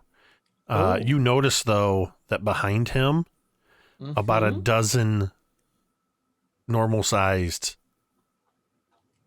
Zug emerge from the trees. All right, that's it. I've had just about enough of this. Mhm. You, and she points her fan at the black cat, And you, and she points her fan at the Grovekeeper. Come here right now. We are going to have a little discussion like the adults we all are. Make an intimidation check. Happily. I want to use a domain die. Okay. There we go. 27. All right, I have to look Oh. something up real quick. Oh my. I was gonna bend luck for you, but no need. No, I'm good. I just gotta look up You know. what their charisma is. Okay, she's got certainly not a 27. The Cat of Ulthar, she looks at you, and you notice that she was standing in a way that you could just notice that her hands were kind of at her side, and you could see that her claws were out. Mm-hmm. And she just, and you see the paws sort of reduce a little bit as the claws are retracted, but she still stands in a stance of readiness. Mm-hmm. But at your words, the Grovekeeper, Vox Q Valeria, immediately reduces to regular size, clutches a staff with both hands, and kind of looks over his shoulders at the others. He rolled a 1 on his charisma, which means with his -1, he got a 0. Yes. He is quite intimidated by you.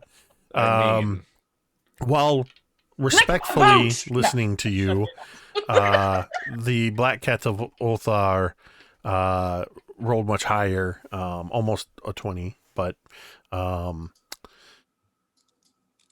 got my way. I'm fine. Hey, Teddy. Yes. You know, given this is sort of one of the things I do for, a living. Mind if I come along? Now, I have no idea what to do once people She just got them under control for you, darling, because quite frankly, I think that was what was needed. It's all yours. Oh, okay. And Teddy's going to wander back towards BB, and she pulls out a flask and takes a hit from it and hands it to BB. She just swings another one and hands it back. Oh Lord. Well, do you want one too? No. What? Yes, but I will refrain for now. you hear another. Oh, Right. well, are they standing near us yet? They've approached. Your group is now standing with a total of 13 Zoog sort of in a semicircle on one side, and 7 Cats of Ulthar that you can see on the other side. The Black Cat looks at you with that second peal of thunder over her shoulder. She just goes, and you see a couple of the cat folk maneuver their staffs, and you just hear this thunder roll off into the distance, and the rain stops. Well, thank you. This is where Timothy's going to shine. All right. She steps forward. She steps forward towards you, and she says, "My name is Delane Saint Cyr. I speak for the Cats of Ulthar and translate for them as well." Well, would it help if we were all speaking kind of the same language? Are we not speaking the same language now? Well, it would just be. Well, it would just be. If I cast a spell that helped us speak all the same language easily, would that help? Timothy, I think we're all speaking the same language already, aren't we? Well, yeah, but Or it is this- takes a lot of effort to speak a second language, and if I can make it easier, I see. would that be helpful there, Mr. Miss? How should I address you? I am Delane Saint Cyr. All right, Delane Saint Cyr. All right. Well, they're Delane Saint Cyr. Would it be helpful if we all we effortlessly spoke the same language? Because it sounds like you're making a lot of effort, which is really appreciated, I'm sure.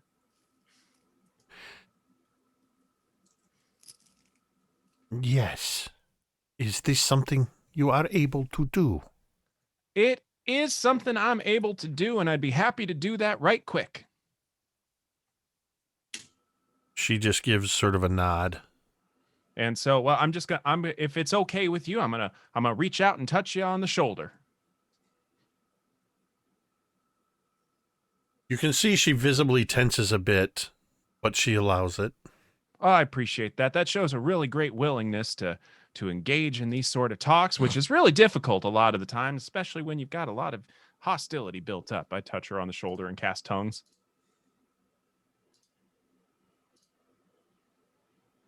Nice. All right. Nice. All right, and I just try speaking normally. And all right, how we feeling there, Delane Saint Cyr? I can't say that I feel any That's very interesting. Well, if we can. Do I get the sense that they've relaxed a little bit? Now, did you cast it just on her? I so far. Okay. So she seems to be, for a moment, she says, "This is peculiar, but interesting. Yes, you are right. This will make it much easier to proceed with our talks." Well, I hope so. Hey, Mr. Sir Grovekeeper, would that help if you could do the same thing?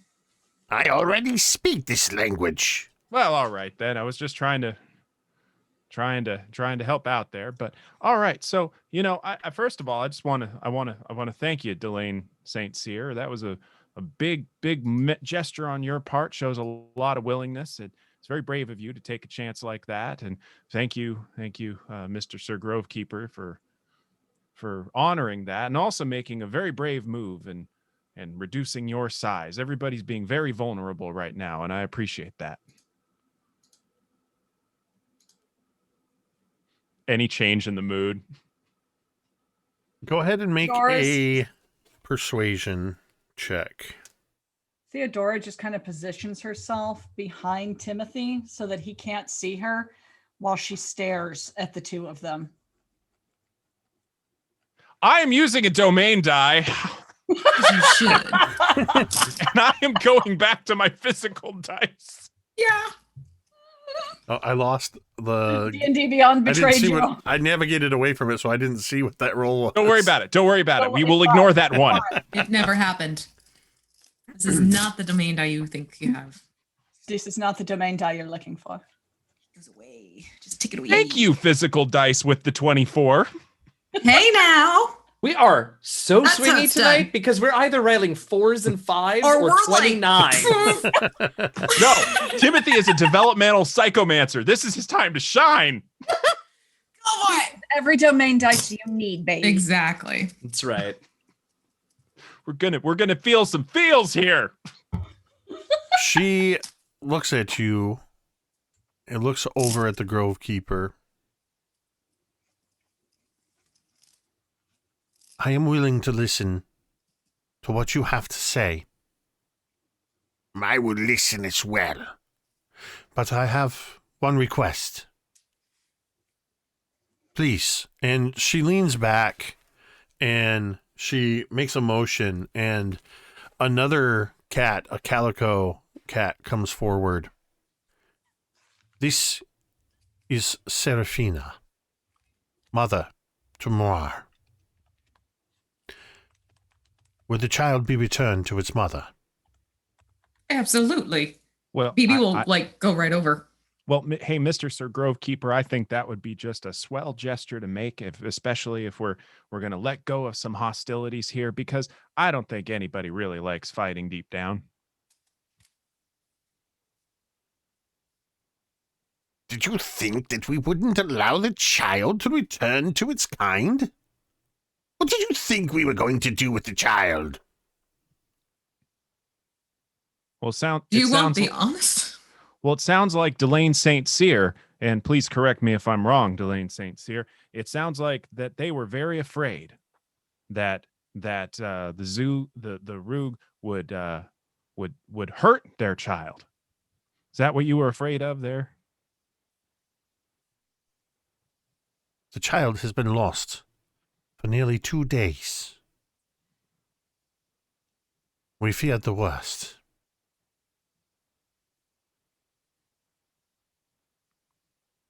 Well, I think we're okay, everybody. If Meow goes back to their mother. Baby's like already next to the mother. She's put the child in the mother's arms. She's like patting the mother's back and soothing her. She goes, "Sure." Teddy's handing the kitten another piece of jerky. She's building as something here. Seraphina turns to walk away, the kitten's sort of reaching over and grabs at it and just kind of looks at you. You can see she's holding the jerky with one hand, one paw, eating it. You can see the other paw wrapped sort of around her mother and just doing that sort of cat thing where she's like kneading at her shoulder. Cracker biscuits. Yeah, baby's like gonna grab onto Teddy's arm and just kind of like grip and like do a little sound. Teddy does the same thing. Well, so Mr. Sir Grovekeeper and Delane St. Cyr, it sounds like everybody here would really just like to be left alone and have peace. Is that a reasonable assumption? We would like to not have to worry about traveling through the forests of the Dreamlands. We would like to not fall into pits. We would like to not be captured. We would not like to lose our children repeatedly and have to come looking for them, fearing the worst. So, And we would like to not get wet all the time and struck by lightning all the time. So it sounds like the solution is that Mr. Sir Grovekeeper, that you either mark where the traps are and make sure they're very clear, or you even fill some of them in, and Delane St. Cyr, that you all don't cast these storm spells and get the Rogue all wet. We only cast the storms to keep the Zoog at bay. Well, We only set our traps to keep the cats of Ulthar away. boy, this just sounds like a big miscommunication, doesn't it? Both of you want to protect yourselves, and both of you are just sort of stepping on each other to do it. Well, who's going to be brave? Who's going to be brave, and who's going to make the first move? Because it sounds like you both could have what you want.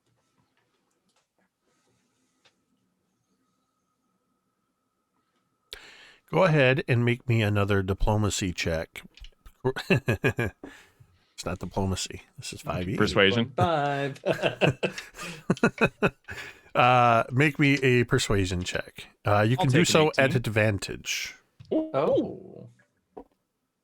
I'll take an 18.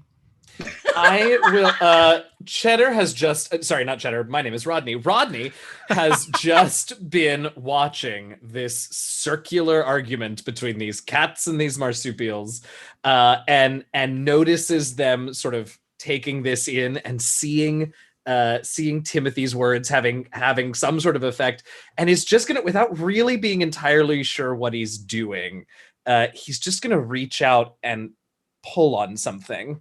And I am going to bend luck for Timothy and add a d4 to that 18 to make it a non-natural 20 as I yank Nice. on the tapestry of fate just a little bit. Is that a sorcerer feature? Yeah, new 6th level feature. Ah, yes. That's cool. Just checking for whether or not you were casting a spell, of course. Oh, it cost me 2 points. No, that one unfortunately is not. Although the next time I roll a d20, I'll do a Tides of Chaos, so you can just call one whenever you want. Okay.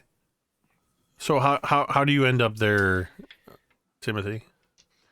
You said Well, it looks like you both want the same thing, to exist in peace. And it seems like, well, on one hand, it's kind of an easy solution that one of you is going to have to make the very brave and vulnerable move of not not defending yourself, which I know that's counterintuitive, but it sounds like if you don't cast your spells to keep them at bay, and if you don't, dig your pits to keep them at bay, they won't be angry and everything's going to stop. So who's going to make the first move towards peace? It's a brave thing. All right. Who's brave enough? Did you roll a D4 on top of that D18? It was Or It was a dirty 20. Yeah, it was a dirty 20 Oh, with my little bad okay. luck. Yeah. I needed to know that because I rolled a 16 Oh, for one of my parties and a natural 20 for the other. Oh. glad I bent. Yeah. Delane St. Cyr seems very receptive to your words, to what you're saying. The Grove Keeper, Vox Q Valeria, seems like he might want a bit more. He seems a bit resistant at first. And then you notice that a couple of the other Zoog have kind of closed in a little closer to him. And one of them, kind of just as he looks like he's about to retort, kind of grabs his attention and says, "Grovekeeper, his words are wise. It's been so long. Many of us don't even remember why we're so against the cats of Ulthar. It's true, we don't like the storms, but I remember a time before the rifts when the cats of Ulthar and the Zoog worked together in the Dreamlands. Perhaps what this young man proposes could bring that time of prosperity once again." He looks around at the others and sees them nodding in agreement. He looks back at you, Timothy, again with that scowl on his face, his multiple eyes staring at you, and then you see his shoulders sort of slump a little bit. But it's not a slump of defeat. It's a slump of a release of what looks like years of tension. Oh boy. You make sense, boy. Infuriating, isn't it? Yes, it is. But if the cats of Ulthar are willing to agree to a truce, then the Zoog will agree as well. Well, look at that. We've got willingness. That in and of itself is a very brave move. Shows a lot of nobility. You've already said your colorful words. You don't need to keep painting the picture, boy. Oh no! Well, he'll be you done know- for the rest of time. Well, it really helps a lot, I've found, to point out the goodness that's inherent in people, and you showed a lot of goodness here. Well, we'll see over time Well, sure. how this Yep, works. behavior change takes time. We are willing to make this a lasting peace. And Delane St. Cyr steps forward, and she holds out her right paw to Zoog. To Vox Q Valeria. He steps forward. He takes a step forward, then he stops, and he hands his staff over to the older Zoog that had spoke to him. Relinquishing his magical staff, he steps forward, and he offers out his hand. And he takes Delane St. Cyr's paw, and the two of them shake hands. The moment they shake hands, you feel all around you the forest begins to rumble. There's a shaking of the ground, a trembling, and Fred, the alicorn, what's that? And disappears for a moment. Everybody kind of looks around, and you notice around you that the gray, smoky mists begin to dissipate, that the inky blue colors of the pine needles turn a much more vibrant blue, and color begins to radiate throughout this forest. Fred reappears. Well, you're not going to believe this. But all around the Dreamlands, the rifts are closing. Even the one at the gate. Oh, I believe it. Timothy's Oh, a hot miracle diggity. worker. The shaking persists for a few moments. And then you see as they are smiling at one another, the Grove Keeper and the Black Cat of Ulthar.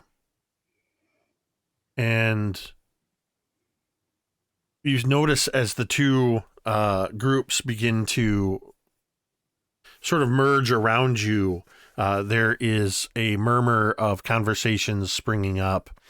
And you see more Zoog come out from the other side, and you see more cats of Ulthar coming from out of the forest, and they're all looking around in wonder as you have brokered a truce between the Zoog and the cats of Ulthar. Delane St. Cyr finds her way over to all of you, specifically to you, Timothy. You are a very brave young man. To place yourself in between years of tension and, in some cases, hostility. What you have done here today is no small task. You have literally sealed the rifts in the Dreamlands.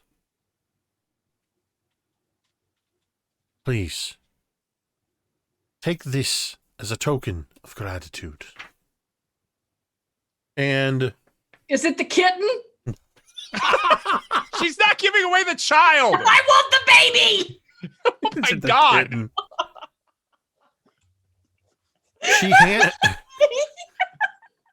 No, we don't take other people's children. That's called kidnapping. Give me the baby. This is a very different movie, okay? That is We're not those people.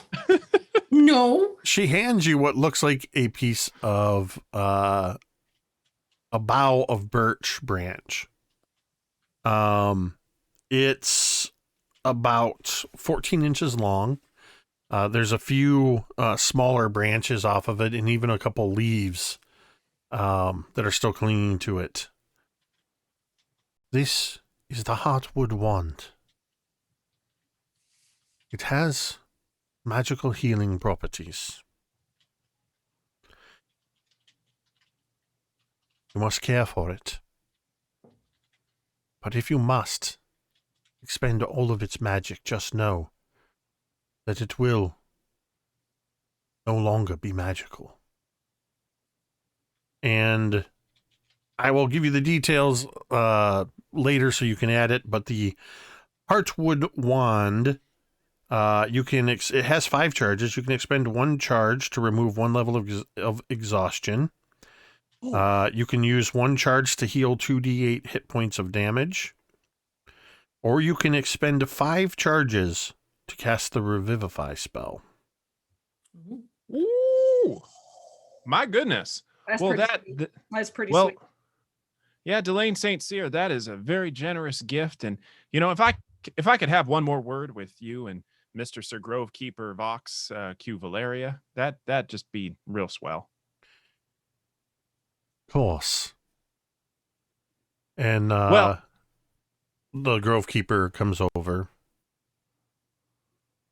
Well, All right. So you've both taken some real fantastic first steps towards building up some peace, but what we can't expect is for all the progress to be linear, all right? See, we can't expect there's going to be some bumps along the way, and one thing I'd like to ask you is how you're going to handle it, cuz there's going to be miscommunications and there's going to be a lot of anger that's been sort of bubbling over the years, and how are you going to handle that and keep this peace going?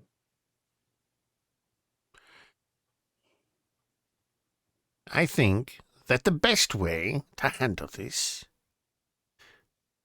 is for the Grove Keepers and the Dream Cats of Othar to have a joint council, and we will discuss matters amongst one another. You know what I mean? Yep, yep. In school, what we called that's called a superordinate goal. And what that means is that you have something to work on together, and that's just a great idea. Yes, what you said. We will work together. We do hope that if your travels bring you back through the Dreamlands, that you will come to visit. You will be welcome by both of our tribes. Well, that's super swell.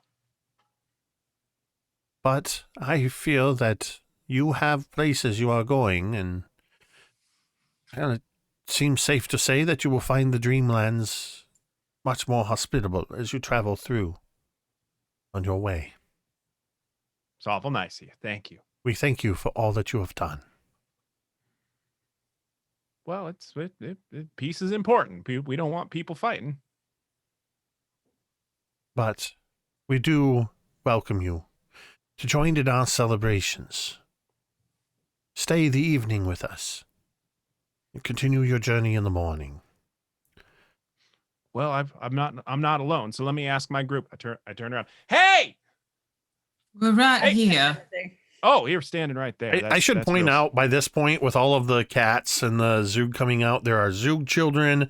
There are many more kittens running around. So I imagine the others are all quite occupied. I can just imagine at some point poor Sir Cheddar just finds himself surrounded by Ultharian kittens. Right. There's at least 3 of them that are like trying to leap up and bat at his little tail that's wagging back and forth. Oh my God.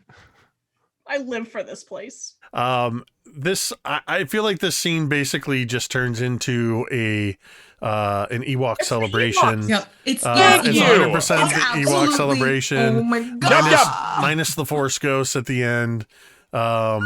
And with that, I think that's where we're going to end tonight's session. Session 6 of Hope and Redemption from Harper's Tale. I do want to say, I do want to make a note because this is so cool. And one of the reasons why I wanted to have this particular thing, regardless of the outcome, I wanted you all to meet the Dream Cats, is because our friend Doug in Texas, who was in the chat with us, who was also a friend of mine and follower of the channel, he was a backer of Harper's Tale and backed at a level that the character of Delane St. Cyr was named after his daughter. Oh, that's adorable. Which is also in part why I made sure to keep saying the name, but also culturally it fit with my vision of the Dream Cats. And I just thought that was a cool thing. He had told me that they were watching and keeping an eye out for that. And Was she watching too? I believe so. I feel really bad about some of the things I've said tonight. It's okay. It's just named for her. It's not based on her. I'm pretty sure she doesn't take That's offense. That's not what I'm talking about. Okay. No, but okay. Nope, you're fine. Okay. Steal the child. Doug's been watching Mini Terrain Domain for a while and knows what to expect. Oh God, he's seen Cantriel in action, so yeah. Oh, that's fair. Yeah. Okay. Yeah. So I I have do. no remorse. I do want to once again you can type !Harper in the chat. We'll get you a direct link where you can pick up a copy of Harper's Tale for yourself. I got mine print on demand, plus I have the PDF that came with it from the fine folks at Saturday Morning Scenarios. It is just a wonderful collection of stories, and we're telling these stories in our own unique way here. But you can run these as one-shots. You can run them as a linked series of adventures like we are. But it's just absolutely just a blast running this adventure for this particular group. Again, I just want to say just a huge thank you to chat tonight. There's been just so many lovely people in chat, whether you're lurking or actively participating in the conversation. We appreciate you so much. It means so much just seeing you there, hanging out with us. And if you haven't done so already, if you like what you saw here tonight, go ahead and hit the follow button. We have lots of D&D and other things happening on the channel here. We're also another member of the MTD family is the Big Bearded Nerd channel, Big Bearded Nerd 21. And the reason I call that out in particular is because tomorrow night, can't type and talk at the same time. Tomorrow night, I will be running my I've run it multiple times as a D&D 5e adventure, but we're running Curse of the Mummy Lord as a Pulp Cthulhu as part of our Mythos Investigator series. That is a mature audience's game, mostly for language and subject matter, so bear that in mind, and we do give a warning. But we have safety tools in place, and our players and game masters are in open communication about that on a constant basis. Thursday night, you can find us back here, and you'll find V here as well, with the rest of the Dawnbringers as we continue our Season 5 Rime of the Frost Maiden adventure, where that's just a blast with that game. Friday night, you can tune in and you can catch another episode of Friday Night Takeover. I have completely blanked on what game is being run, but we have different people that come in and run different systems with different groups of players. Dwight will be producing that game, and he's playing in it. So be sure to check that out. And of course, you can catch me on Sunday nights over on the Talon and Claw channel, where we play Sea of Thieves for a couple hours every Sunday night. Be sure to check out all of these amazing people and all of the awesome things they do. I'm going to give them a chance before we head out of here to tell us exactly where you can find them, if I didn't already tell you. So before we head out of here, and when we do head out of here, we are going to raid some friends. So stick around for a few more minutes. Let's go around the overlay here. We're going to start up in the corner with GoblinKatie. Tell us where we can find you. I'm GoblinKatie, and I have a crown. I got to check that clip out. Will never leave me. Can you see in the dark? I have a crown. I have a crown. I can do anything. I'm a pretty princess. No. Hi, I'm GoblinKatie. You can catch me on all the socials at GoblinKatie. You can also catch me here every other Tuesday playing Harper's Tale. And you can catch me every Sunday at 11 a.m. Eastern Standard Time doing classic brunch on my Twitch channel, and D&D Jordan Lee joins me for that. And my Twitch channel is GoblinKatie. And then on Sunday nights at 7 p.m. Eastern Standard Time, you can catch me on twitch.tv/rockpunchatl or twitch.tv/D&D playing D4, which is, well, we just finished Dragon Heist. And so now it's this really crazy Far Realms beast of a campaign, and it is amazing. And I strongly recommend you come join us. And that's me. Oh, and on Stellar Arcanum podcast. Awesome. Eugenio. Hey everybody, I'm Eugenio. You can follow me on Twitter at DMJazzyhands. Best place to find out where I'm doing what and when. Speaking of what I'm doing where and when, let's see, tomorrow is Wednesday, which means that a new episode of my actual Play D&D podcast, The Last Refuge, will be released. You can check us out at DND Last Refuge on Twitter. We are in our 7th season, having a great time. This week's episode was actually, in retrospect, really interesting for us. We've been playing 3.5 years together this campaign, and this is the first time we had to break out some safety tools during a session. But it was all handled really well. Everyone was really happy, and it turned into a great sort of teaching moment for us. So yeah, I love my crew. Check us out Thursday afternoon and Friday night. I stream on my Twitch channel, twitch.tv/DMJazzyHands, playing some Dragon Age Inquisition and Immortals Phoenix Rising. It's a good time. We hang out. It's chill. Come by sometime. And then Sundays, actually, I think this is my first time back here since this started, but Sundays at 1 p.m. Eastern, 10 a.m. Pacific, on twitch.tv/Rivals of Waterdeep. I am one of 2 new Rivals of Waterdeep. We've had 2 episodes for season 9 so far, and have only just learned that this season we will be traveling to Candlekeep for our adventures. So all very exciting. Come join us Sunday afternoons at 1 p.m. Eastern, twitch.tv/Rivals of Waterdeep. And that's it for me now. Burn Bright's done. Clue-It Haunting is done. So yeah, that's where you can find me. Awesome. Dr. B. Well, hi everybody. I'm Dr. B. You can find me over on the socials at the Dr. B right there in the chat. But on Mondays, I alternate between doing some mental health type streaming over at the Take This org channel for Take This Plays, or I'm over at Geeks Like Us playing clinical role with a whole bunch of mental health types. And then on Tuesdays, at least for right now, Tuesday morning, I am over on Codename Entertainment's streaming channel with Mitra Jordan and Trevor Bettis talking about psychology for champions of psychology. And then, of course, I'm here every other week and wherever else I show up. But yeah, follow me on the socials. I get it. I'm around. I like to fly by the seat of my pants with my appearances. Yeah, I'm kind of around. You see me pop up from time to time. All right, well, last but certainly not least, V. Hi, everyone. I'm V Muse. As Jake mentioned, you can find me here on Mini Train Domain every Tuesday doing this, and then every Thursday for Dawnbringers playing Cantriel, the sassy bard. Let's just put her that way. She has become a verb. I will Cantriel every so often.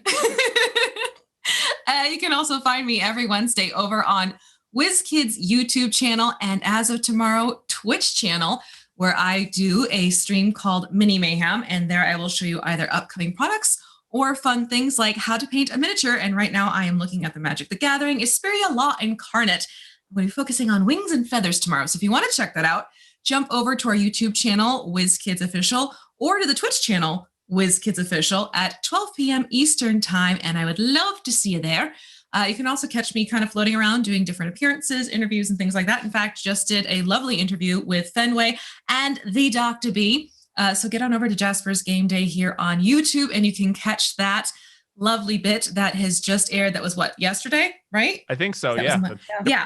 So you can catch part 1, and part 2 will be coming soon. So head on over there and make sure you subscribe, because it's going to be a worthwhile, lovely channel to have in your subscriptions. And is there anything else? Oh yeah, you can find me on socials. I do things on the socials, and it's like the crafting news, mostly, the crafting news, but Instagram gets funny with underscores. But that's basically me. So hi and bye.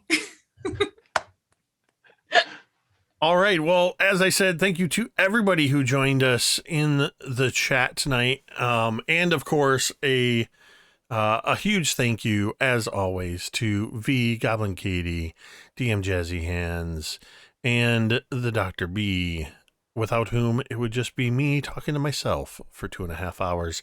With that, we are going to kick off. I'm going to get the raid started, and we're going to head over and raid our friends Talon and Claw, who are playing their Rime of the Frostmaiden campaign called Ice Holes. So we're going to send you guys over that in just a moment. What was that? Give them a battle cry. Yeah, somebody type in when they get in there. The battle cry is, I have a crown. Yes! Yay! Let them figure it out. Let them figure it out. So as I send you all over there, we're going to go ahead and end the stream the same way we end every stream. And you can say it with me if you want.